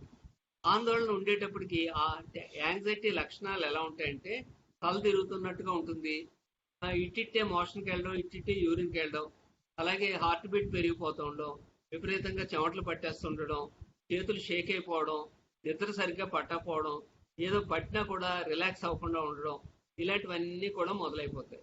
ఈ యాంగ్జైటీ మూలాన మిగిలిన అవయవాలన్నీ కూడా అవి రియాక్ట్ అవ్వడం మొదలయ్యి మరణానికి దగ్గరికి తీసుకెళ్తుంటుంటాయి. వర్క్ ప్లేస్ లో ఉండేటట్టుంది ఒక స్ట్రెస్. ఈ కరోనా టైంలో వర్క్ ఏమో పెండింగ్ వర్క్ పెరిగిపోతుంటుంది. ఒకవేళ తీసినట్టయితే ఆఫీసులు తీసినట్టయితే ఎవడు పట్టుకొచ్చి సైలెంట్ గా విత్తనాన్ని వదిలేస్తాడో తెలియదు. ఎంతసేపు అస్మాను మాస్క్ పెట్టి కూర్చుంటుంటే ఊపిరాడినట్టుగా పరిస్థితి. ఇలాంటివన్నీ కూడా ఇక ఇంటి దగ్గర పరిస్థితి, అవన్నీ కూడా ఇవన్నీ కూడా మనసుని ఇబ్బంది పెట్టేస్తుంటాయి టెన్షన్లు. కొంతమంది ఈ కరోనా టైంలో ఫోబియా డెవలప్ చేసేస్తుంటారు. ఎలా ఫోబియా అంటే అదేదో గబ్బిలాల ద్వారా వస్తాయట. మన ఇంటి దగ్గర నుంచి కోర్టుకు వచ్చేటప్పుడు దారిలో ఆ చెట్టు మించి మన కోర్టు నిండా ఆవరణలో ఉండేటటువంటి చెట్ల మీద ఎన్ని గబ్బిలాలో అప్పుడప్పుడు వెళ్తున్నప్పుడు నెత్తి మీద రెట్టలేస్తుంటాయి కూడాను. అందుకని మనం ఫ్రంట్ డోర్ లో వెళ్లకుండా వెనక నుంచి చెట్లు లేకుండా ఉండే చోటు నుంచి వెళ్తే బాగుంటుంది. పోనీ అయితే అయింది ఒక 1/2 కిలోమీటర్ రౌండ్ అబౌట్. అంటే ఈ విధంగా ఫోబియా తోటి ఎస్కేపింగ్ టెండెన్సీలు. కొంతమంది ఓసిడి డెవలప్ చేసేస్తుంటారు. ఊరికే కడిగిద్దే కడగడం, 10 సార్లు కడగడం, 20 సార్లు కడిగినా ఏమో ఎందుకైనా మంచిదని ఇంకోసారి కడగడం, ప్రతిదీ శానిటైజర్లు తెగవాడేయడం, ఇలాంటి పరిస్థితి కొంతమంది. అలాగే మళ్ళీ థర్డ్ వేవ్ వచ్చేస్తేమో అని భయంతో, ప్యానిక్ తోటి ఊరికే ముందే వస్తువులన్నీ కొనేసుకుని ఉంచుకోవడం. ఇక కొంతమంది అయితే డిప్రెషన్ లోకి వెళ్ళిపోతారు. ఈ ఎలాగ డిప్రెషన్ అన్న పదం అనుకున్నారు కాబట్టి, డిప్రెషన్ లో ఉండేటటువంటి లక్షణాలు ఎలా ఉంటాయంటే, మనసు హుషారు ఉండదు, ఒక పని మీద ఉండదు, తిండి మీద ఉండదు, ఓ సరదా ఉండదు, ఓ టీవీ చూద్దామని ఉండదు, నలుగుతోటి కబుర్లు చెప్దామని ఉండదు, ఏదో పోగొట్టుకున్నట్టుగా నిరాశగా నిస్పృహగా ఉన్నట్టు, ఎందుకు వచ్చిన జీవితం ఇది, ఏంటిది లైఫ్, ఏంటి ఇలా ఉంది ఏంటి అన్నట్టు. నిద్ర సరిగ్గా పట్టదు. ఒకవేళ పట్టినా కూడా గంట గంటకి మెలకు వచ్చేస్తుంది. మెలకు వచ్చినప్పుడల్లా ఏదో ఆలోచన ఆందోళన కింద ఉన్నట్టు ఉంటుంది. కొంతమందికి చివరికి ఏ లెవెల్కి వెళ్ళిపోతుందంటే సూసైడ్ లెవెల్కి వెళ్ళిపోయినా కూడా ఆశ్చర్యపడక్కర్లేదు, ఆ విధంగా అవుతుంటుంది. కొంతమంది ఈ టైంలోనే ఈ స్ట్రెస్ తట్టుకోలేక స్మోకింగ్ లాంటివి మొదలెట్టేస్తారు. అంటే స్మోకింగ్ అన్నది ఎంత చెడ్డంటే, డెత్స్ లో 6% of all deaths are because of smoking. Cancers లో 30% క్యాన్సర్ డెత్స్ అన్ని కూడా స్మోకింగ్ వల్లనే. అంటే ఈ స్ట్రెస్ తట్టుకోలేక కొంతమంది ఇలాంటి అలవాట్లు చేసేసుకుంటారు. ఇంకా కొంతమంది అయితే డ్రింకింగ్ లాంటి అలవాట్లు మొదలెడతారు. ఆ డ్రింక్ సడన్ గా మానేస్తే మళ్ళీ అయ్యి పెద్ద కాంప్లికేషన్స్ అయిపోతుంటుంటాయి. ఇంకా కొంతమంది అయితే స్ట్రెస్ తట్టుకోలేక ఓవర్ ఈటింగ్ మొదలెడతారు. ఊరికే ఇంకా అలాగా ఏదో, కొంతమందికి ఏమో తిండి సైన్స్ వాళ్ళు ఉంటారు, కొంతమంది ఊరికే తినేసేటటువంటి వాళ్ళు అయిపోతుంటుంటారు. కొంతమందికి ఇరిటేషన్ పెరిగిపోతుంటుంది, కోపం పెరిగిపోయి ఏంటి ఎప్పుడు ఇంత శాంతంగా ఉండి మనిషి ఇలా తయారయ్యేటి అని ఇరిటేషన్ తోటి ఉండిపోతుంటారు. చివరికి ఇరిటేషన్ ఏ లెవెల్కి వెళ్ళిపోతుందంటే, ఇంత శాంతంగా ఉండే మనిషి ఏంటి, ఈ ఫోన్ ఎలా ఇసిరేసేటేంటి, ఈ కంప్యూటర్ ఏంటి ఇలా బద్దలు కొట్టేసేటేంటి అనే స్టేజ్ కూడా వెళ్ళిపోతుంటుంటారు. మీరు గమనించారో లేదో, డొమెస్టిక్ వైలెన్స్ కేసులు ఈ ఏడాదిలో పెరిగిపోయింది. అదేంటండి, భార్యాభర్తలు హాయిగా ఇంట్లో కూర్చుని ఆనందంగా గడపాల్సింది పోయి డొమెస్టిక్ వైలెన్స్ ఏంటంటే, అంటే అన్నాళ్ళు కూడా ఒక ఈక్విలిబ్రియం లో ఉన్నారు, ఓవర్ గా ఒకరికొకరు ఎక్స్పోజ్ అయ్యేటప్పటికి ఇన్నాళ్ళు ఉండేటటువంటిది నెగిటివ్ థింగ్స్ ఎక్కువ రియాక్ట్ అవ్వడం మొదలెట్టేసేసి, ఏంటి ఇంక ఈయన ఖాళీగా ఉండి ఊరికే కాఫీ మీద కాఫీలు ఎవడు తెస్తాడు, ఆ మాత్రం భర్త అన్నాక ఆ మాత్రం చేయదా, ఈ విధంగా ఫ్రిక్షన్ పెరిగిపోయేటప్పటికి డొమెస్టిక్ వైలెన్స్. చివరికి స్ట్రెస్ అనేటటువంటిది డిస్ప్లేస్మెంట్ కూడా ఉంటుంది. బాస్ దగ్గర ఏం మాట్లాడలేరు, ఎందుకంటే బాస్ ఏం చెప్తే చేయాలి కాబట్టి. లోపల మాత్రం మనసు ఉడికిపోతోంది. కొత్తగా వచ్చిన బాసు, ఆయనకి రూల్స్ పెద్దగా తెలియవు. అందుకనేమో ఇంకేం మాట్లాడలేక, నేను ఆఫీసులో అప్పుడే 30 ఏళ్ల నుంచి ఉన్నానండి, నాకు అన్ని తెలుసండి, ఇది రేపు పొద్దున్న ఆడిట్ అబ్జెక్షన్ వస్తుందండి అని చెప్తా కానీ బాస్ వింటలేదు. అప్పుడు ఆ ఉడుకుమోతనంతో ఇంటి దగ్గరికి వచ్చి భార్య మీద కేకలేస్తే, భార్య ఏం చేయాలో తోచక పిల్లడి మీద కేకలేస్తుంది. పిల్లాడేమో వాళ్ళ చెల్లెల మీద కేకలేస్తాడు. ఆ చెల్లెలు ఏం చేయాలో తోచకేమో ఆ కుక్కను ఒక తన్నుద్ది. డిస్ప్లేస్డ్ యాంగర్ అనమాట. ఒక చోట మనం వెంటిలేట్ చేసుకోలేనటువంటి ప్రెషర్ ఇంకో చోట వెంటిలేట్ చేసుకోవడం. చివరికి స్ట్రెస్ మూలన వ్యక్తిత్వంలో కూడా మార్పులు వచ్చేస్తాయి. చూడండి, పోలీసుల పట్ల హాకీ మార్కు స్టైల్లో వ్యవహరించాడు అంటారు. హాకీ మార్కు స్టైల్ ఏంటి, కాకి మార్కులన్నా ఎక్కడి నుంచో వస్తాయా, వేరే ఏదో దేశం నుంచి వస్తాయా? కాకీలందరూ కూడా మన చిన్నాల్లో పెదనాల్లో మన మేనల్లుడు వీళ్లే కదా. మనలాంటి వాళ్ళే ఆ డిపార్ట్మెంట్ లో చేరారు. మరి ఎందుకని అలా తయారయ్యారు అంటే, ఆ ఓవర్ వర్క్ కి, స్ట్రెస్ కు తట్టుకోలేక, ఆ ప్రెషర్స్ తట్టుకోలేక, ఆ ఫ్రస్ట్రేషన్ తోటి ఇంకా అది ఈ విక్టిమ్స్ మీద తీర్చేసుకోవడం కింద మనం చూస్తుంటుంటాం. అలాగే నర్సెస్ ఉన్నారనుకోండి, నిజంగా పాపం వాళ్ళు చాలా సేవ చేస్తారు. మరి ప్రైవేట్ హాస్పిటల్లో నర్స్ కి, గవర్నమెంట్ హాస్పిటల్లో నర్స్ కి ప్రవర్తనలో తేడా ఎలా ఉంటుంది? ఆ గవర్నమెంట్ హాస్పిటల్లో నర్సు ఏంటండి ఆవిడ అలాగా ఊరికే చిరుబుర్లు ఆడేస్తుంటది. ఊరికే ఏంటండి అసలు నర్సు అంటే ఎంత చిరునవ్వుతో ఉండాలి, ఎంత చక్కగా చూడాలండి. అంటే మరి వాళ్ళకు ఉన్నటువంటి ఆ ఓవర్లోడ్ తోటి ఇంకా చివరికి ఫ్రస్ట్రేట్ అయిపోయి ఆ విధంగా ఇరిటేట్ అయిపోతుంటా అనమాట. కొంతమందికి స్ట్రెస్ తట్టుకోలేక బాడీలో లేని అన్ని ఊహించేసుకోవడం మొదలెడతారు. ఇక్కడ నొప్పి అక్కడ నొప్పి అని మాట్లాడితే హాస్పిటల్కి వెళ్ళిపోవడం. హాస్పిటల్కి వెళ్తే అక్కడ నీకు ఏం లేదే అని ఊరికే కంగారు పడుతున్నావు అంతే అండవు. ఆ విధంగా కొంతమంది క్రానిక్ ఫెటీగ్ సిండ్రోమ్, అస్మాను నీరసం నీరసం ఎంత తిన్నా నీరసమే. అలాగే ఒకళ్ళ నుంచి ఒకళ్ళు అంటించుకోవడం. ఇక్కడ టీవీలో ఏదో చెప్తున్నారు అనుకోండి హార్ట్ అటాక్ అని చెప్పేసి, అవును నాకు కూడా ఇక్కడ కొంచెం గుండె నొప్పుతున్నట్టుంది, ఇది కానీ హార్ట్ అటాక్ కాదు కదా, అదేదో గొంతు క్యాన్సర్ అంటున్నారు, ఇక్కడ ఏంటి ఈ మధ్య ఏదో కొంచెం పట్టినట్టుంది. ఈ విధంగా సజెస్టిబిలిటీ ఊహించేసుకోవడం. Compassion fatigue. ఈ కంపాషన్ ఫెటీగ్ అనేటటువంటిది ఈ మధ్య కరోనా విషయంలో హెల్త్ డిపార్ట్మెంట్ వాళ్ళకి ఎక్కువ వస్తుంది. అంటే ఏంటి, తమ కళ్ళు ఎదురుగుండా ఇలాగ కరోనా తోటి చచ్చిపోతుంటుంటే అది చూడలేక ఏంటి నిస్సహాయ స్థితిలో ఏం చేయలేకపోతున్నామే అని చెప్పి ఫెటీగ్ వచ్చేసేసి డిప్రెషన్ లో ఉన్నాడు. నిజానికి కంపాషన్ ఫెటీగ్ అనేది మెడికల్ డిపార్ట్మెంట్ లో కంటే కూడా జ్యుడిషియల్ డిపార్ట్మెంట్ లో ఇంకా ఎక్కువ ఉంటుంటుంది. ఎందుకంటే మీ అంతరాత్మ చెప్తుంటుంటుంది ఏమనంటే ఇతను తప్పు చేసి ఉంటాడు, అనవసరంగా ఇరికించబడ్డాడు, ఇదంతా కూడా తప్పుడు సాక్ష్యాలని మీ అంతరాత్మ చెప్తుంది. కానీ ఏం చేయలేని పరిస్థితి. ఎందుకంటే కళ్ళ ముందు అన్ని కూడా చూపిస్తున్నప్పుడు ఏం చేయగలరు, చేయలేరు. ఉన్నది ఉన్నట్టుగా ఎవిడెన్స్ల ప్రకారంగా మీరు యాక్ట్ చేశారు. చేసినప్పటికీ కూడా ఓ పక్క నుంచి అంతరాత్మ చెప్తుంది. అప్పుడు ఏమవుతుంది, ఇలాగా ఒక్కో కేసు ఇలాగా అక్యుములేట్ అవుతాయి. ఎప్పుడన్నాను మీరు ఇటు మామూలు అఫీషియల్ ఇలా కాకుండా కొంచెం సెమీ అఫీషియల్ డ్యూటీస్, అంటే డిస్ట్రిక్ట్ లీగల్ సర్వీస్ అథారిటీ తరపు నుంచో ఏదో ఫ్రెండ్లీగా వెళ్ళినట్టు వెళ్ళి అక్కడ ప్రిజనర్స్ అందరితోటి మాట్లాడుతుంటే అందులో ఎంతమంది నిజానికి అనవసరంగా లోపలికి ఇరుక్కుపోయారో అవి ఆ గాథలన్నీ వింటుంటే కంపాషన్ ఫెటీగ్ న్యాచురల్ గా వచ్చేస్తుంది. ఎందుకంటే వాళ్ళతోటి మమేకం అయిపోయే పరిస్థితి వస్తుంటుంది కాబట్టి. అలాగే కొన్ని జాబ్స్ లో ఎలా ఉంటుందంటే ఆ రొటీన్ కి పడి బర్న్అవుట్స్, ప్రొఫెషనల్ సిండ్రోమ్ వచ్చేస్తుంది. ఇంకా ఏంటి వ్యక్తిత్వంలో ఉండేటటువంటి సున్నితమైన ఫీలింగ్ లేవు, అలా మెకానికల్ గా రోబోలో తయారయ్యేటి అని. అదేదో చార్లీ చాప్లిన్ సినిమాలో ఒక చిన్న మూవీలో రొటీన్ గా ఇంటికి వెళ్ళినా కానీ ఇలా స్క్రూ తిప్పుతున్నట్టే చేతులు తిప్పుతూ ఉంటాడు. అలాగే ఒక విధమైన బర్న్అవుట్, ప్రొఫెషనల్ సిండ్రోమ్ వచ్చేయడం జరుగుతుంది స్ట్రెస్ వల్ల. చివరికి బ్లేమ్ గేమ్, ఏమో నాకేం తెలియదండి, పక్క సీట్ ఆవిడే చేసింది ఇదంతా. ఈ విధంగా ఒకళ్ళనొకళ్ళు బ్లేమ్ చేసుకునేటటువంటి. అలాగే కరోనా విషయంలో కూడా వాళ్ళే తెచ్చారు ఇదంతాను అని ఎవరినొకళ్ళని బ్లేమ్ చేయడం, ఈ విధమైనటువంటి పరిస్థితి చూస్తుంటుంటాం. అలాగే ఒక్కోసారి మనం బాధితులు అవుతాం, ఒక్కోసారి ఏమో అనవసరంగా ఇబ్బంది పెట్టేవాళ్ళం అవుతాం. ఈ స్ట్రెస్ మూలాన స్ట్రెస్సార్ అణిగిపోయినా కూడా దాని యొక్క మచ్చలు ఉండిపోతాయి కొంతమందిలో. అంటే నిజానికి ఇన్సిడెంట్ అయిపోయి ఎప్పుడో అయింది, అయినప్పటికీ కూడా దాని యొక్క ఇది ఉంటుంది. దాన్నే పోస్ట్ ట్రామాటిక్ స్ట్రెస్ సిండ్రోమ్ అంటారు. సరే, ఇంత స్ట్రెస్ ఉంటుంటుంది, మరి దీన్ని కరెక్ట్ చేసుకోవడానికి మార్గం ఏం లేదా? కుక్కతోక వంకరేనా? ఆ కుక్కతోకని ఎవరన్నా వచ్చి సరి చేస్తారా అంటే కుక్కతోకని ఎవరో వచ్చి సరి చేయక్కర్లే, మనకు మనమే సరి చేసేసుకోవచ్చు. అదే కుక్కతోక వంకర అలాగే ఉండిపోయేది కాదు. మనం నిజంగా చాలా సింపుల్ గా ఈ స్ట్రెస్ నుంచి బయటపడవచ్చు. ఏదైనా సరే జీవితంలో సమస్య వచ్చినట్టయితే రెండే స్ట్రాటజీలు. ఒక స్ట్రాటజీ ఏంటంటే అఫెన్స్, ఇంకో స్ట్రాటజీ డిఫెన్స్. సమస్య చాలా చిన్నదనుకోండి, చిన్న సమస్య అయితే అది పిల్లి సమస్య అనమాట. పిల్లి కనపడిందంటే సమస్య, అది పిల్లి అయినా కానీ సమస్య కాబట్టి దాని తరిమి. అదే సమస్య పులి అనుకోండి, ఏం చేస్తుందిలే అని అనుకోవద్దు, వెంటనే చెట్టెక్కి. అంటే ఎదురుగుండా పిల్లుంటే అఫెన్స్ ఆడే, ఎదురుగుండా పులి ఉన్నట్టయితే డిఫెన్స్ ఆడే, చెట్టెక్కే.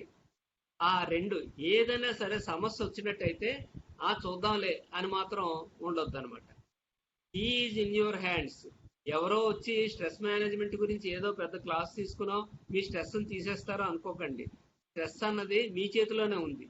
సింపుల్ గా గోల్స్ ఏంటంటే convert distress to eustress, start enjoying the experience, don't react but act అని.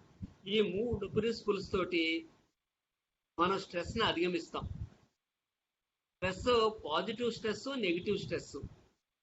అంటే ఏదైనా ఎంజాయ్ చేస్తుంటే అది పాజిటివ్ స్ట్రెస్, ఎంజాయ్ చేయలేకపోతే నెగిటివ్ స్ట్రెస్.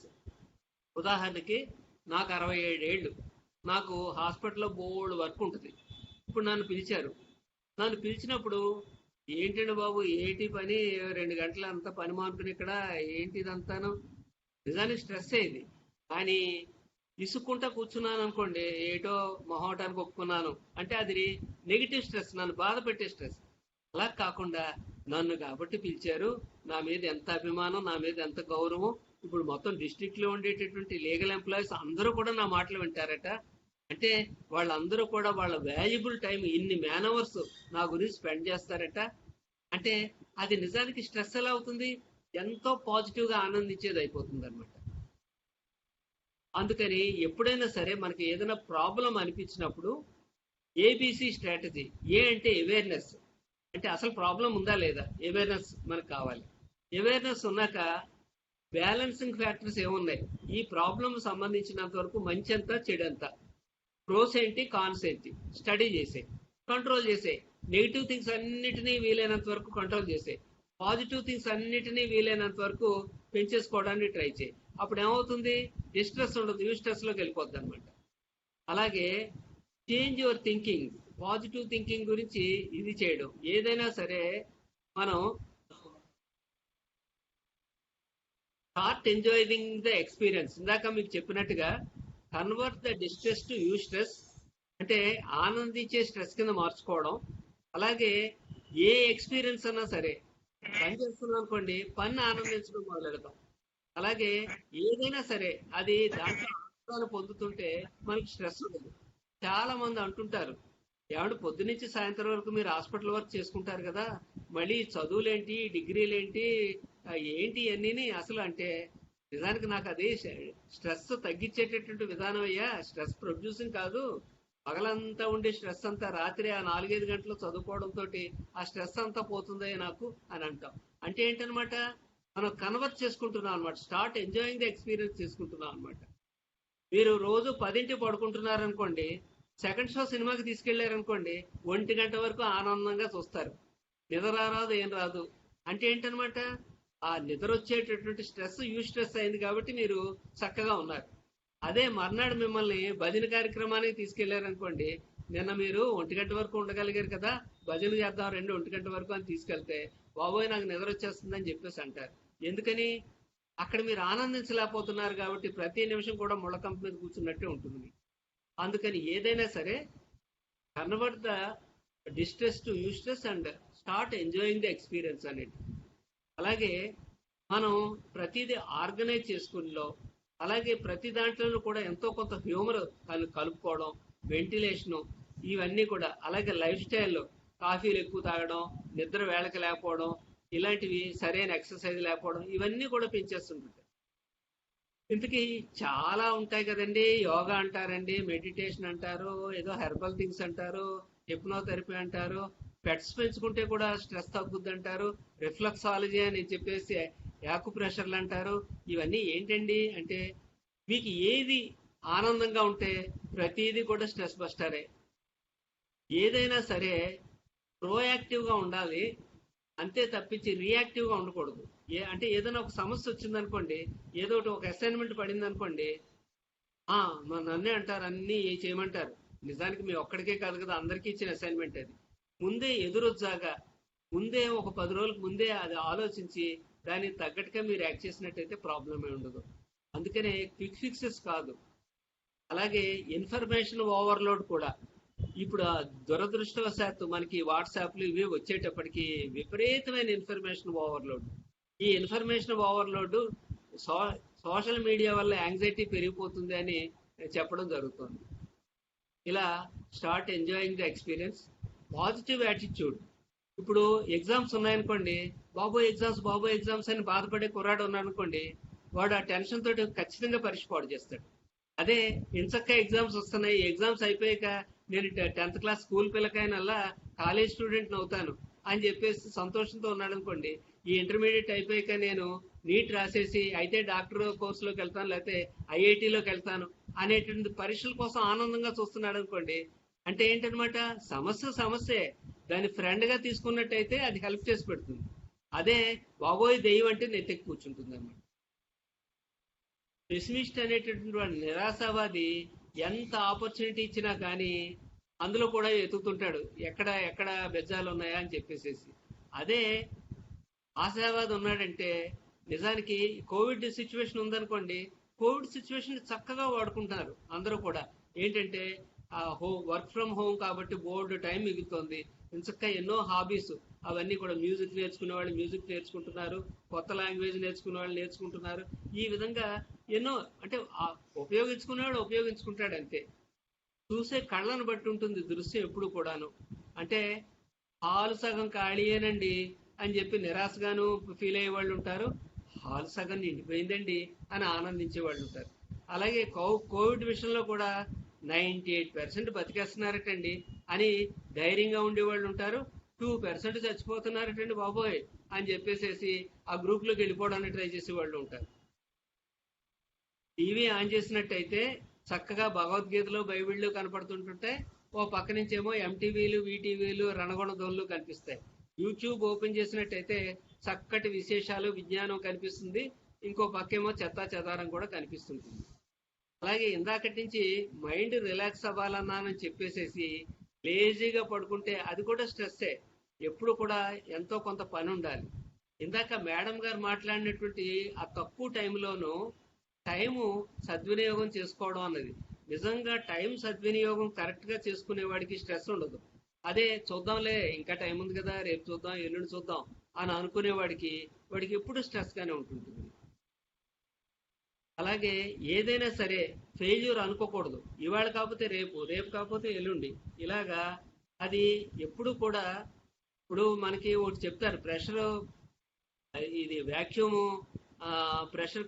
వ్యాక్యూమ్ క్లీనర్స్ అమ్మేవాళ్ళు, వాళ్ళు షాపుల్లో అమ్మరు, ఇళ్ళకి వచ్చి అమ్ముతారు. ఒక వ్యాక్యూమ్ క్లీనర్స్ అమ్మేవాడు ఒక ఇంటి తలుపు కొట్టాడు. ఆ యజమాని తలుపు తీస్తాడు, విసుగ్గా చూసి ఎవడో నువ్వు ఏం కావాలి అని అడుగుతాడు. అంటే, సార్ వ్యాక్యూమ్ క్లీనర్లు అమ్ముతాను సార్, ఏమన్నా కొంటారా సార్? పొద్దున్న నుంచి 5గురు వచ్చి వెళ్ళారయ్యా, అక్కలేదు నక్కో. ఇప్పుడు ఇతను చాలా వినయంగా చేతులు కట్టుకుని, పొద్దున్నుంచి వచ్చిన 5గురు నేనే సార్ అంటే ఏంటనమాట, 5 సార్లు వచ్చి పొమ్మనిపించుకున్నాడు, 6ఓసారి కూడా పొమ్మనిపించుకుంటున్నాడు, ఏ 9ఓసారో 12ఓసారో కొనిపించేస్తాడు. అలాగే ఎల్ఐసి ఏజెంట్లు ఉన్నారంటే వాడికి ఎంత పట్టుదలగాను, అభిపే నాకు బోర్డు ఉన్నాయా, ఏమో తెలుపు అంటే, అమ్మగారికి అండి జీవన్ పత్ని అని ఒకటి వచ్చిందండి, అది చూస్తారండి, వద్దయ్య ఆవిడ కూడా బోర్డు ఉన్నాయి, పోనీ జీవన్ పుత్ర అని వచ్చిందండి, అబ్బాయి గారి పేరు మీద కడదామండి, వద్దయ్యా నానా, పోనీ రేపు రమ్మంటారా అండి అంటే, నేను వాళ్ళని కించపరచడం, వాళ్ళని మెచ్చుకుంటున్నాను. నేను పట్టుదల అంటే అలా ఉండాలన్నమాట. ఏది కూడా ఫెయిల్యూర్ ఫెయిల్యూర్ ఫెయిల్యూర్ అంటే ఫెయిల్యూర్ లాగా ఉంటుంటుంది. ఏది కూడా ఉడుకుమోతనంతో రియాక్ట్ అవుతుంటుంటే మనకు పనులు జరగవు, మనమే మన కోపమే మనల్ని దహించేస్తుంది. Act on it. మనకి ప్రతిదీ కూడా తెలివితేటలు ఉంటాయి, ఇంటెలెక్చువల్ గా అన్ని తెలుసు. ఇప్పుడు నేను చెప్పే మాటలు మీకు ఏమైనా కొత్త, అన్ని తెలుసు, కానీ ఇమోషనల్ గా ఆ టైం వచ్చేటప్పటికి లొంగిపోతాం. అందరికీ కబుర్లు చెప్తాం మనం, మన ఇంట్లో కరోనా వచ్చేటప్పటికి మనం లొంగిపోతాం, అందరికీ చెప్తాం మూఢనమ్మకాలు వద్దాయా అని చెప్పేసేసి. కానీ మనం బయలుదేరుతున్నప్పుడు ఎవరన్నా తుమ్మేటప్పటికి ఏమో ఎందుకైనా మంచిది వెనక్కి వచ్చి ఒక కాళ్ళు కడుక్కుని ఒక నిమిషం కూర్చుని వెళదాం అంటే, అది ఇమోషనల్ ఇన్సైట్ లేకపోవడం అనమాట. అలాగే మైండ్కి బాడీకి ఉండేటటువంటి రిలేషన్షిప్ మనం అర్థం చేసుకోవాలి. ఈ ఈ మెడిటేషన్ లాంటి యోగాలు, ఈ యాంగ్జైటీ తగ్గించే మెడిసిన్స్, ఇవన్నీ కూడా మైండ్ని బాగు చేస్తే బాడీ ఆరోగ్యం పెరుగుతుంది, బాడీ రిలాక్స్ చేస్తే మైండ్ బాగుంటుంది. రకరకాలు జాకబ్సన్స్ ఎక్సర్సైజులు, మసాజెస్, యోగా, సూర్య నమస్కారాలు, ప్రాణాయామాలు, గైడెడ్ ఇమేజరీ. ముఖ్యంగా నేను ఈ మధ్య యోగా థెరపీలో పిహెచ్డీ చేస్తున్నాను. ఇన్నాళ్ళు నాకు యోగా మీద ఏముందిలే అనుకునేవాడిని, కానీ నిజంగా దాని ఎఫెక్ట్స్ చూస్తున్నాను. మేము ఇక్కడ రీసెర్చ్ చేస్తున్నాం. అది ప్రతి వాళ్ళు వచ్చి అది చేసిన తర్వాత ఇది ఖచ్చితంగా ఇది నథింగ్ బట్ ఏ ప్లసిబో అని వచ్చేస్తుందని అనుకున్నది అలా ఎంత మంచి రిపోర్ట్లు చెప్తున్నారు. అప్పుడు అర్థమైంది, ఓహో ట్రెడిషనల్ నాలెడ్జ్ ఎంత మంచిదని. శవాసన లాంటివి, యోగ నిద్ర లాంటివి, అలాగే మెడిటేషన్ లో రకరకాల పద్ధతులు, ఇవన్నీ కూడా కామింగ్ ఎఫెక్టివ్. అలాగే అవేర్నెస్ పెంచుతాయి, అటెన్షన్ స్పాన్ పెంచుతాయి, అడాప్టబిలిటీ బాగా పెరుగుతుంది, సెన్స్ ఆఫ్ సెక్యూరిటీ పెరుగుతుంటుంది. అలాగే లైఫ్ స్టైల్ మేనేజ్మెంట్, రోజు కాస్త ఎక్సర్సైజ్, ఇవన్నీ కూడా మనం అవలంబించుకోవడం. అలాగే బయోఫిట్. సీట్ ఆఫ్ లైఫ్ అంటే పని ఉండాలి, తగినంత పని ఉండాలి, తగినంత రిక్రియేషన్ ఉండాలి, చుట్టుపక్కల వాళ్ళందరితోటి మంచి ఆప్యాయతతో మంచి సంబంధాలు ఉండాలి. అలాగే మనల్ని మనం అయితే ఓవర్గా ఎస్టిమేట్ చేసేసుకోకూడదు, అహంకారం పెరిగిపోతుంది. మరి అండర్ ఎస్టిమేట్ చేసుకుని కించపరుచుకోకూడదు. మనల్ని మనం కరెక్ట్ పెర్స్పెక్టివ్ లో చూస్తే ఇతరులు కూడా చూడగలుగుతాం. సంతృప్తి చాలా ముఖ్యం. తృప్తి లేని వాడికి ఎప్పుడు కూడా స్ట్రెస్ గానే ఉంటుంటుంది. ఆవకాయ పచ్చడితోటి తిని తృప్తి పడేవాడు ఉంటాడు, 60 కూరలు పెట్టినా గానీ ఏంటండి ఏం అనేవాడు ఉంటాడు. తృప్తి లేకపోతే ఏంటంటే మనసు తప్పటడుగులు వేయడానికి అవకాశం ఉంటుంటుంది.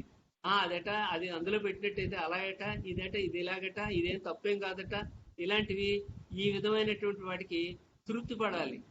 అలాగే అసర్టివ్ గా ఉండడం, ధర్మాన్ని ధర్మంగా మాట్లాడేటటువంటి పరిస్థితి లేకుండా అలాగా మనసులోనే ఉంచేసుకుంటున్నారనుకోండి, కొన్నాళ్ళకి అది అలా ప్రెషర్లా పెరిగిపోయి ఎప్పుడొకప్పుడు దురుస్థానం రూపంలో వచ్చేస్తుంది.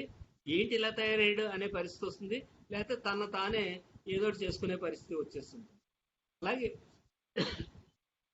వీలైనంత వరకు ఆర్గ్యుమెంట్స్ వల్ల పనులు అవ్వవు, అగ్రిమెంట్స్ వల్లే పనులు అవుతుంటుంటాయి. అందుకనే మనమే ఎదటివాడి పొజిషన్లో ఉంటే, ఎవరైనా ఒక కస్టమర్ వచ్చి ఊరికే అక్కడ ఆఫీసులో అదేంటండి ఇదేంటండి అని మాట్లాడుతున్నాడు అనుకోండి, మనమేమో చికాకు పడిపోయి అవతలకి, లేకపోతే నిన్ను పోలీస్ రిపోర్ట్ ఇస్తా ఉంటే అని అన్నాం అనుకోండి, నిజమే ఈ రిపోర్ట్ ఇచ్చి లోపల పడేయించవచ్చు. కానీ నేనే అతని పొజిషన్లో ఉంటే, ఇప్పటికే పాపం 10 సార్లు తిరిగాడు, కూతురు గురించి పాపం కూతురు కేసు గురించి తిరుగుతున్నాడు, మనమేమో ఆ రికార్డు లేక మనం ఏం చేయలేని పరిస్థితిలో ఉన్నాం. మనమే ఆ పరిస్థితిలో ఉంటే ఒక్కసారి ఆలోచించడం మొదలెడితే. అలాగే బాసు అసమాను తిట్టేస్తున్నారు, ఏంటి ఆవిడకి అంత కోపం ఏంటి, అప్పుడు ఒక్కసారి మనమే ఆవిడ పొజిషన్లో ఉంటే ఎంత ప్రెషరు. మరి నేనే ఆ పొజిషన్లో ఉంటే బహుశా నేను అంతకంటే ఇంకా ఎక్కువ తిడుగునేమో కూడాను. అలాగే ఎదటి వాళ్ళ పొజిషన్లో మనమే ఊహించుకుంటుంటే చాలా వరకు ప్రాబ్లమ్స్ తగ్గిపోతాయి. కమ్యూనికేషన్ స్కిల్స్ కొంచెం మనం పెంచుకుంటే స్ట్రెస్ తగ్గుతుంది. మాట్లాడే నేర్పే కాకుండా ముఖ్యంగా నోరుని సరిగ్గా పెట్టుకోలేకపోతే ఒక్కోసారి పెద్ద పెద్ద ప్రాబ్లమ్స్ వస్తాయి. నోరు వదిలేస్తేనే కదా చేప వల్ల పడేది. అలాగే నోరు వదిలేస్తేనే కదా ఒక్కోసారి మీడియా ముంచేస్తుంటుంటుంది, అగ్గిపుల్ల బరస్ట్ అవుతుంటుంటుంది. మనం బరస్ట్ అయితే ఎలాగా, అగ్గిపుల్లకి తలకాయ లేదు, మనకు తలకాయ ఉంది కదా. చిరునవ్వుతోటి చాలా వరకు సాధించగలుగుతాం. Empathy, putting our selfs in the shoes of the other person అనేటటువంటి చాలా ముఖ్యమైనది. అలాగే లిజనింగ్ ఎక్కువగా ఉండాలి. స్పీకింగ్ తక్కువ, లిజనింగ్ ఎక్కువ ఉన్నట్టయితే మనం ఎక్కువ స్ట్రెస్ లేకుండా ఉంటాం. అలాగే నా దగ్గర ఏముంది అన్నది కాదు, ఎదటివాడికి ఏం కావాలి అనేది.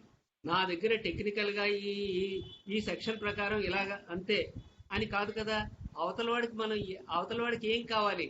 అందుకనే కదా ఇప్పుడు కోర్టు హాల్లో కాకుండా బయట కమ్యూనిటీలోకి వెళ్ళిపోయేది ఎదటివాడి కోసం. పబ్లిక్ ఇంట్రెస్ట్ లిటిగేషన్స్ అన్నీ కూడా కామన్ మ్యాన్కి ఏం కావాలి అనేటటువంటి దానికోసం వెళ్ళిపోవడం. అందుకని అది మనం చూసుకోవాలి, ఈ బ్లేమ్ గేమ్ అని.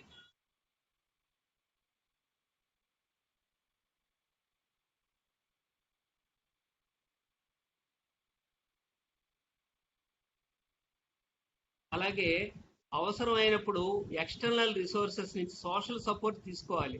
మనం మహా తెలివైన వాళ్ళం, 10 మందికి సలహాలు ఇచ్చే వాళ్ళమే అయి ఉంటాం. కానీ మనం నిజంగా ఆపదలో ఉన్నప్పుడు మనం దిక్కుతోచని వాళ్ళు అయిపోతాం. పక్కవాడు మనకంటే తెలివి తక్కువవాడే ఉంటాడు, కానీ చిన్నదానికి ఇలా వరి అవుతున్నావు, నువ్వు ఇది ఆలోచించలేదా అంటే అవును నిజమే కదా, తట్టలేదు అని అనుకుంటాం. అలాగే కాలం కొలిది మనం మారాలి. ఎప్పుడో మనం ఆ పూర్వకాలం అకౌంటింగ్ తోటి, పూర్వకాలం వాటితోటి ఉండిపోతే మనం ఎలా ఫంక్షన్ చేయగలుగుతాం. అన్నీ మారిపోతున్నాయి. చివరికి విట్నెస్ బాక్స్ మారిపోతుంది, అక్కడ రికార్డింగ్ ఫెసిలిటీస్ మారిపోతున్నాయి, ప్రతిదీ కూడా కంప్యూటరైజేషన్ వచ్చేసింది. ప్రతిదీ కూడా ఈ దానికి తగ్గట్టుగా స్కిల్స్ మార్చుకోకపోతే స్ట్రెస్ లోనవుతుంటాం.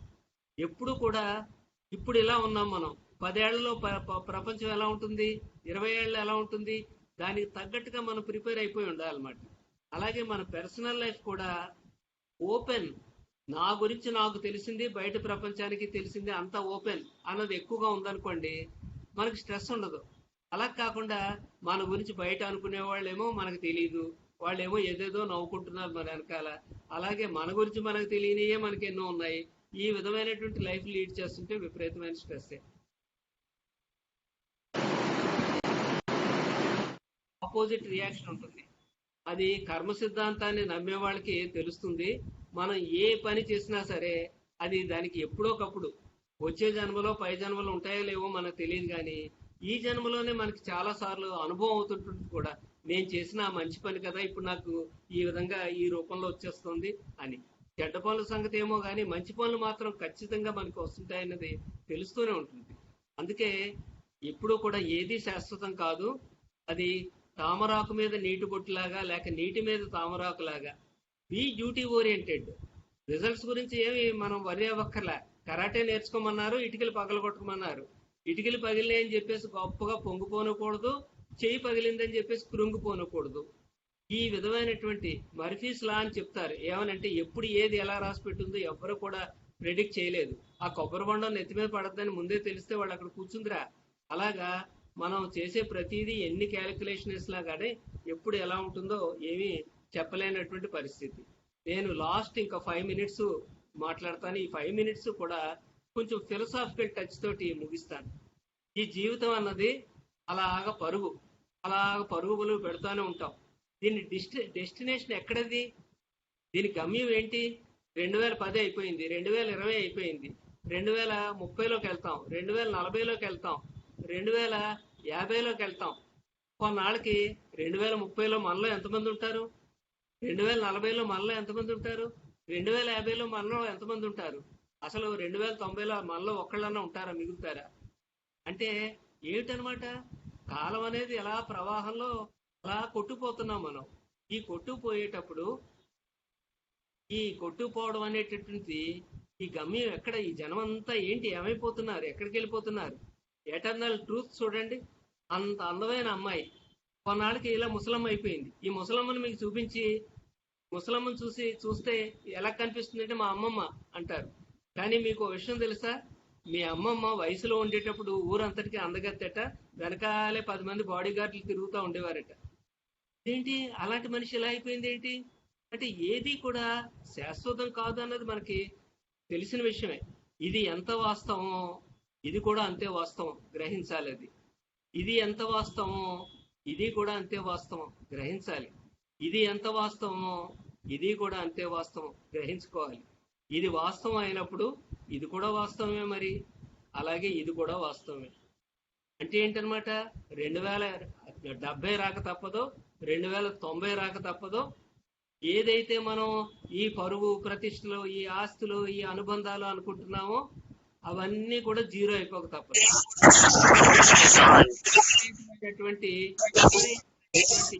ఈ నీళ్ళని ఊరికే కెలికేయడం మొదలెడుతుంటుంటాం, కెలికి.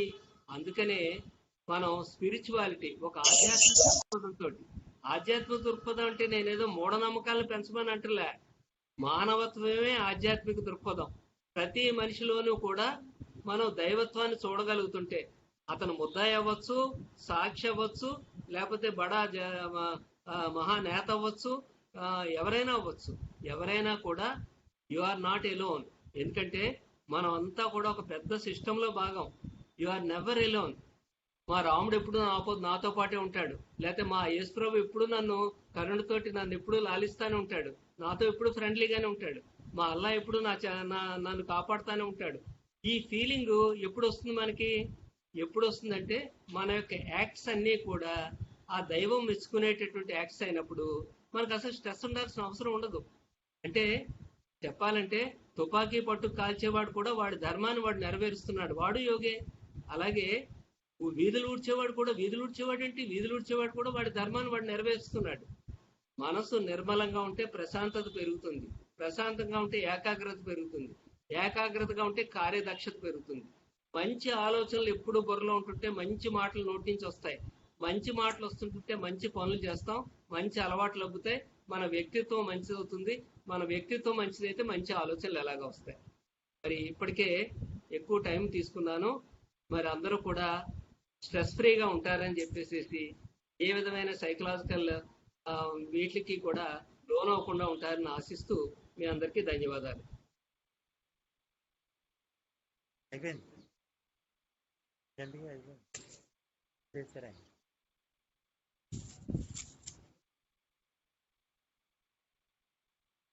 సార్ డాక్టర్ గారు చెప్పండి సార్. సార్ తమరు టైం ఇస్తే మళ్ళీ ఇంటరాక్షన్ సెషన్ పెట్టుకుందాం సార్. అలాగేనండి, అలాగే పర్వాలేదు సార్ ఏమైనా డౌట్స్ ఉంటే అడగండి సార్ సార్ని.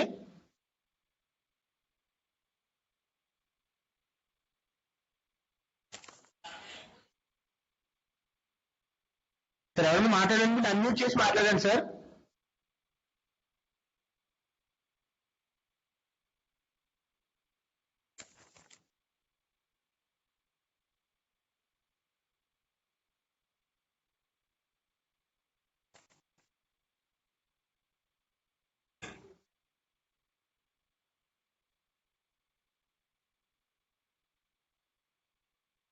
సార్ ఎవరైనా డాక్టర్ గారు ఏమైనా అడగాలనుకుంటే అడగండి సార్. సార్ వెయిట్ చేస్తున్నారు.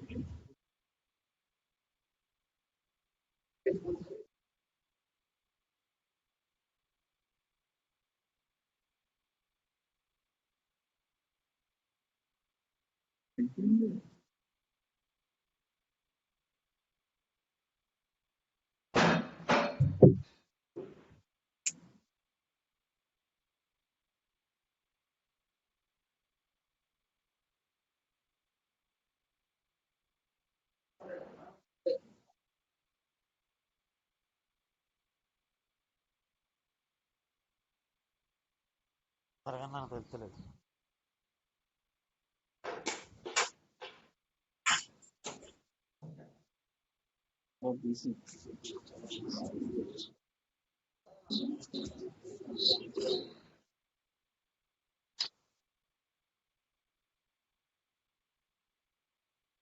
సార్ ఎవరైనా అడగాలంటే అడగండి సార్ సార్ని. సార్ వెయిట్ చేస్తున్నారు. లేదంటే క్లాస్ క్లోజ్ చేద్దాం సార్.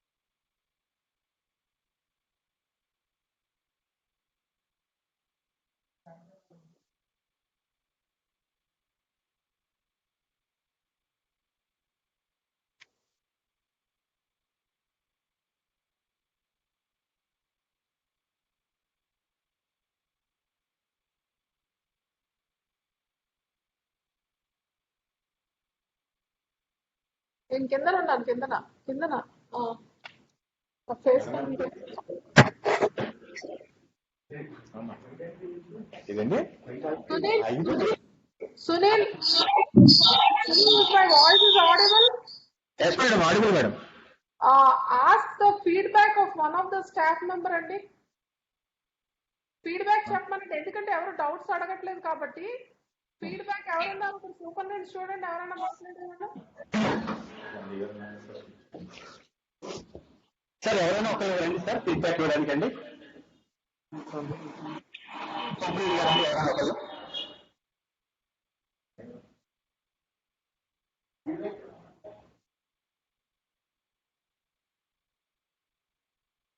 ఎవరైనా ఒకళ్ళండి రిక్వెస్ట్ చేశా సార్. అన్మ్యూట్ చేసి మాట్లాడండి. అన్మ్యూట్ చేయండి.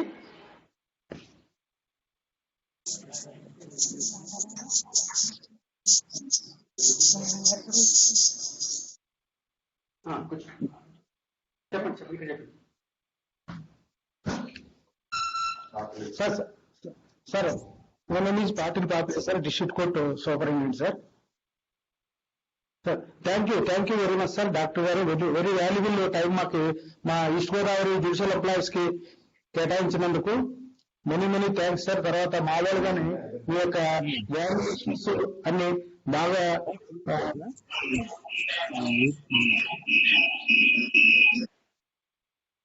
Thank you very much sir.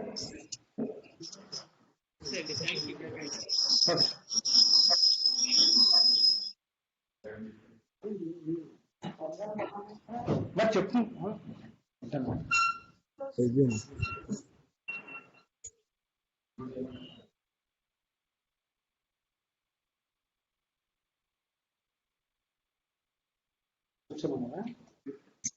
Madam sessions complete అయిందంటున్నారు madam. ఇదివరకు టైం పర్మిషన్ లేదు. సెక్రటరీ గారు లేరండి, ఇన్ఛార్జ్ సెక్రటరీ గారు లేరు అవైలబిలిటీలోనే. రామారెడ్డి గారు, నా వాయిస్ వినిపిస్తుంది కదా మీకు? వినిపిస్తుందండి మేడం. ఇప్పుడు నేనైతే I haven't gone through your session, I could hear only few words బాగుంది. కానీ how could we identify our staff member who are difference or otherwise, అంటే రెగ్యులర్ బిహేవియర్ కాకుండా వేరేగా ఉంటే మేము ఎలా గుర్తించగలము? అలాగే అండి. ఇప్పుడు ఏదైనా సరే ఒక సైకాట్రిక్ ప్రాబ్లం అని ఎప్పుడు అనాలంటే అండి, తనకు తాను కంఫర్టబుల్ గా ఫీల్ అవ్వకపోతున్నా కూడా సైకాట్రిక్ ప్రాబ్లం. ఉండేటటువంటి మినీ సొసైటీలో కూడా వాళ్ళు అతని పట్ల కంఫర్టబుల్ గా ఫీల్ అవ్వకపోతుంటే అప్పుడన్నా సైకాట్రిక్ ప్రాబ్లం కింద లెక్క. అంటే ఇక్కడ నేను 2 క్లాసెస్ కింద చెప్పానండి. కొంతమంది ఏంటంటే టెన్షన్ ఫీల్ అవుతుంటారు, డిప్రెషన్ ఫీల్ అవుతుంటారు, చేసుకుంటారు. నాకు బాగోట్లేదు, నాకు అదోలాగుంది, నాకు ఏంటో గానీ ఏంటి మనసేం బాగోట్లేదు, నాకు ఈ మధ్య చికాగ్గా ఉంది అని వాళ్ళకు వాళ్ళు చెప్పుకునే రీతిలో ఉంటే కూడా ఉండేవాళ్ళు అనుకుంటారు ఏంటరా నువ్వు బాగానే ఉన్నావు కదా, ఏంటి అనవసరంగా అని చెప్పేసి అంటుంటారు. కానీ అతను డిస్ట్రెస్ ఫీల్ అవుతున్నాడంటే మాత్రం అతనికి చికిత్స అవసరం అవుతుందండి. అలా కాకుండా కొంతమంది అండర్లైన్ సైకోసిస్ ఉండి వాళ్ళు ఒప్పుకోరు. నేను బాగానే ఉన్నా, నాకేం తేడా లేదు అంటే, కాదురా బాబు నవ్వుకుంటున్నావు, నీలో నువ్వు మాట్లాడుకుంటున్నావు, ఈ మధ్య నీలో చికాకు పెరిగిపోయింది అని చెప్పేసి కూడా ఉండేవాళ్ళు ఐడెంటిఫై చేసినా కూడా అతనికి డిప్రెషన్ లో ఉండేటువంటి వాళ్ళకి 15% ఉంటుంది. 15% అంటే తక్కువేం కాదు ఇది.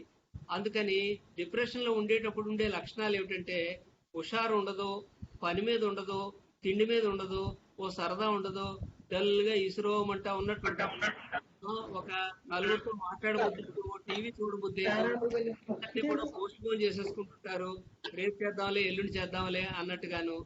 ఈ విధంగా ఉండేటటువంటి స్థితి మనలో ఎవరైనా వాళ్ళ వ్యక్తిత్వంలో మార్పులు వస్తున్నట్టయితే మనం గమనించవచ్చండి. అంటే ఉదాహరణకి నేను కాలేజ్ స్టూడెంట్స్ విషయంలో ఎలా ఐడెంటిఫై చేయాలి అని అడిగారు అనుకోండి, నేనేం చెప్తానంటే మీకు ఎన్ఎస్ఎస్ లెక్చరర్స్ ఉంటారు కదా, ఎన్ఎస్ఎస్ లెక్చరర్ దగ్గర ఎన్ఎస్ఎస్ స్టూడెంట్స్ ఉంటారు, 40 మంది క్లాసులో ఒక 5-10 మంది ఎన్ఎస్ఎస్ స్టూడెంట్స్ ఉంటారు, వాళ్ళు మీకు లైజాన్ వర్క్ చేస్తారనమాట. ఈ మధ్య మా క్లాసులో వీడండి చాలా నెంబర్ 1 స్టూడెంట్, ఈ మధ్య పరధ్యానంగా ఉంటున్నాడు, వీడికి మార్కులు తగ్గిపోతున్నాయి, ఈ మధ్య ఏమో ఏడుస్తా కనపడ్డాడు అని ఇలాంటిది ఉప్పు అందిస్తారు లెక్చరర్ గారికి. ఆయనేమో ప్రతి శనివారం 1 గంట కూర్చుని ఇలాంటి వాళ్ళని ఐడెంటిఫై చేసి వాళ్ళని పిలిచి అసలు సమస్య ఏంటో తెలుసుకుని సాల్వ్ చేయడానికి ట్రై చేస్తారు. అలాగే మనకి కోర్టు వ్యవస్థలో కూడా మనకి మీకు ఇన్ఫర్మేషన్ అందించేటటువంటి లైజాన్ వర్క్ ఉంటుంది. ఈ మధ్య అండి కొంచెం ఆ ఎల్డీసీ ఆ అమ్మాయి ఏటో పరధ్యానంగా ఉంటుందండి, కాస్త కొంచెం లీవ్లు ఎక్కువ పెట్టేస్తోంది, ఈ మధ్యేమో బైక్ మీద వస్తే చిన్న యాక్సిడెంట్ కూడా చేసిందట. ఇలాగ మీకు ఏదన్నా కొంచెం స్ట్రెస్ సిగ్నల్స్ కనపడుతుంటే నెమ్మదిగా మీరు ఏదో ఒక పూట కూర్చోబెట్టి ఏంటి ఇలా అయిపోతున్నావు ఏంటి అని చెప్పేసి మంచిగా మాట్లాడితే అసలు వాళ్ళకి వినేవాళ్ళు ఒకళ్ళు ఉన్నారనేటప్పటికే ప్రెషర్ కుక్కర్ లో ప్రెషర్ లాగా ఓపెన్ అయిపోయి వెంటిలేట్ అయిపోతారు, అయితే నా మాట వినేవాళ్ళు కూడా ఉన్నారనమాట అనేటటువంటిది. ఆ బరస్ట్ అయిపోయేటప్పటికే సగం తెరపడి అయిపోతుందండి. ఇందులో ఈ డిప్రెషన్ లో 2 రకాల కేటగిరీలు ఉంటాయండి. కొన్నేమో రియాక్టివ్, అంటే ఎన్విరాన్మెంటల్ ఫ్యాక్టర్స్ కి రియాక్ట్ అయ్యేటటువంటివి కొన్ని. కొన్ని ఉంటాయి అవి బయలాజికల్ గా రిలేట్ అయి ఉంటాయి. అంటే వాళ్ళకి నిజానికి ఫ్యాక్టర్స్ ఏమి ఉండవు, అన్ని పరిస్థితులు కంజీనియల్ గా ఉన్నా కూడా వాళ్ళకి జీన్స్ లో రాసి పెట్టి ఉంటుంది. వీళ్ళ తాత కూడా డిప్రెస్ అయ్యి సూసైడ్ చేసుకున్నట్ట, వీళ్ళ చిన్నాన్న కూడానేమో మానసిక ఆసుపత్రిలో కొన్నాళ్ళు ఉండొచ్చాడట, వీడి మధ్య కొంచెం తేడాగా మాట్లాడుతున్నాడు అని ఇలాగా. అంటే బ్రెయిన్ లో ఉండేటటువంటి సిరోటోనిన్ మెటబాలిజం లో వచ్చే చేంజెస్ వల్ల ఆటోమేటిక్ గా డిప్రెషన్ లోకి వెళ్ళిపోతుంటారు కొంతమంది. వాళ్ళకి మెడిసిన్స్ పడాల్సి వస్తుంది. అంటే కొంతమందికి ఏమో పాజిటివ్ థింకింగ్ పెంచేటటువంటి కౌన్సిలింగ్ తో సెట్ అవుతారు, కొంతమంది ఏమో ఇటు మెడిసిన్స్ కూడా, యాంటీ డిప్రెసెంట్ మెడిసిన్స్ కూడా అవసరం అవుతుందండి. చాలా చక్కగా చెప్పారండి. మేము కూడా ఆల్రెడీ కన్సర్న్డ్ బ్రాంచ్ హెడ్స్ కానీ సూపరింటెండెంట్ తో మాటికి లైజనింగ్ చేయించి వాళ్ళ దగ్గర చేసే స్టాఫ్ ఎలా ఉన్నారో అబ్జర్వ్ చేస్తున్నాము. మేము కూడా మా జ్యుడిషియల్ డిపార్ట్మెంట్ లో స్టాఫ్ చాలా చక్కగా పనిచేయాలి, ప్రశాంతంగా చేయాలనే ఉద్దేశంతో మీ సలహా కానీ సూచనలు అవసరం అవుతే కూడా మీ దగ్గరికి పంపిద్దాం అనుకుంటాం నెక్స్ట్ నుంచి, ఇండివిజువల్ గా ఐడెంటిఫై చేసిన తర్వాత. చాలా చక్కగా చెప్పారు. సెక్రటరీ గారమ్మా. మేడం నమస్తే మేడం. నమస్తే. క్లోజ్ చేసేయమ్మా సెషన్. చేస్తున్నాను మేడం. మన programs NALSA pan India awareness and outreach programs 2 October నుంచి నవంబర్ 14 వరకు ఇది legal services week from 18th to 14th November వల్ల ఈ వర్చువల్ అవేర్నెస్ క్యాంపెయిన్ అనేది భాగంగా అమృత మహోత్సవ్ భాగంగా ఈ రోజు శ్రీ డాక్టర్ రామారెడ్డి గారు సైక్రాటిస్ట్, మానస హాస్పిటల్ రాజమహేంద్రం వారు చాలా బాగా స్ట్రెస్ మేనేజ్మెంట్ గురించి, డిప్రెషన్ గురించి చాలా బాగా చెప్పారండి. ఇందుకు మీకు మేము కృతజ్ఞతలు అందరి జిల్లా జడ్జి గారి తరఫున మరియు స్టాఫ్ మెంబర్స్ మరియు అందరి తరఫున, మా ఆఫీసర్స్ తరఫున, అందరి తరఫున మీకు కృతజ్ఞతలు తెలియజేసుకుంటున్నాం సార్. మీరు ఈ క్లాస్ ని చాలా బాగా చెప్పారు. అందరూ ఫస్ట్ కూడా ఎక్స్పెక్ట్ చేసి మా దగ్గర ఉన్న స్టాఫ్ మెంబర్స్ కూడా మీ దగ్గరకు వచ్చి వినడం అనేది జరిగింది సార్. ఎందుకంటే మీరు ఈ క్లాసు ఇలా చెప్పడం అనేది చాలా బాగా చెప్తారనేది మీకు పేరుంది. దానికి మరలా మీకు కృతజ్ఞతలు తెలియజేసుకుంటున్నామండి. ఇదే అవేర్నెస్ లో స్టాఫ్ మెంబర్స్ కానీ, ఈ క్లాస్ విన్న ఆఫీసర్స్ కానీ, జిల్లా జడ్జి గారికి ఈ అవకాశం ఇచ్చి, అసలు ముఖ్యంగా ఈ అందరూ బాగా వర్క్ చేసుకోవాలి, ఈ స్ట్రెస్ డిప్రెషన్ నుంచి బయటికి రావాలి, వాళ్ళు సంతోషంగా వర్క్ చేసుకుంటూ ఇంట్లో గానీ ఇక్కడ గానీ సంతోషంగా ఉండాలన్న మంచి ఉద్దేశంతో మేడం గారు ఈ క్లాస్ పెట్టడం అనేది జరిగింది. ముఖ్యంగా అందువల్ల మేడం గారికి కృతజ్ఞతలు తెలియజేసుకుంటున్నానండి.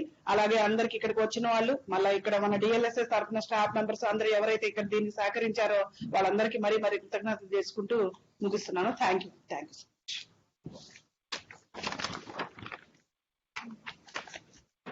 Thank you, sir. Session closed.